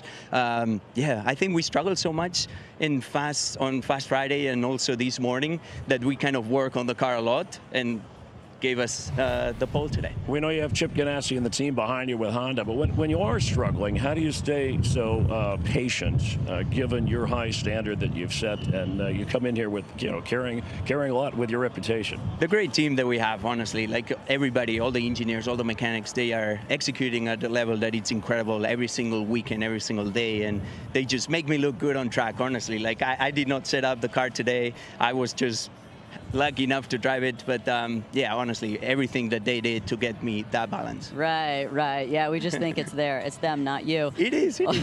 What did you learn last year winning the race? Do you feel like it taught you something, or is it just sort of another race and more experience building, or was this something specific? I mean, I learned, like, you learn so much throughout every single Indy 500, but I think every single Indy 500, it's different. Like, you need different stuff as a driver. You need different mindset, different techniques. Last year was about dealing with the traffic, being fourth in line and trying to overtake Marcus for the win.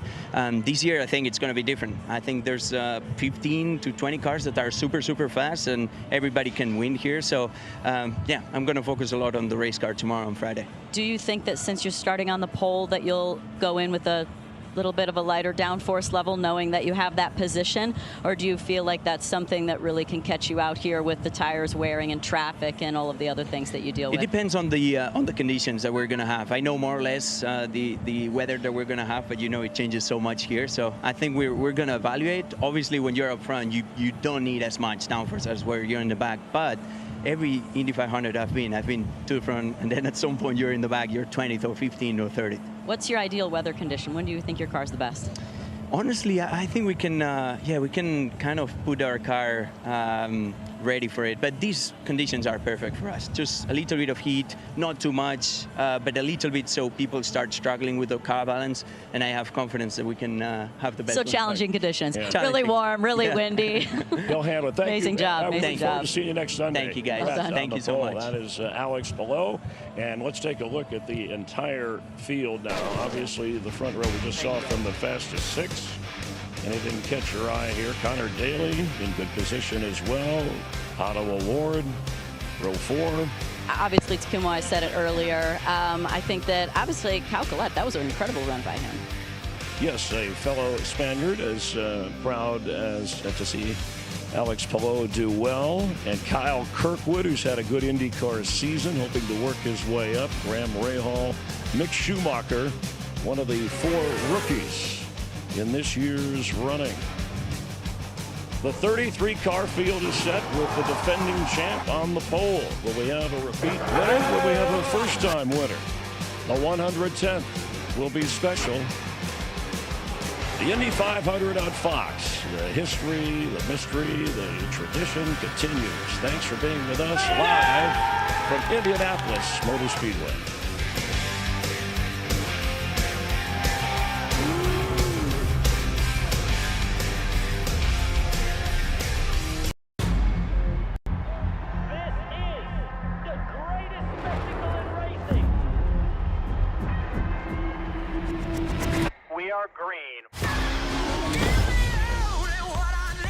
33 drivers are going to sprint into the eye of a tornado. Let's go.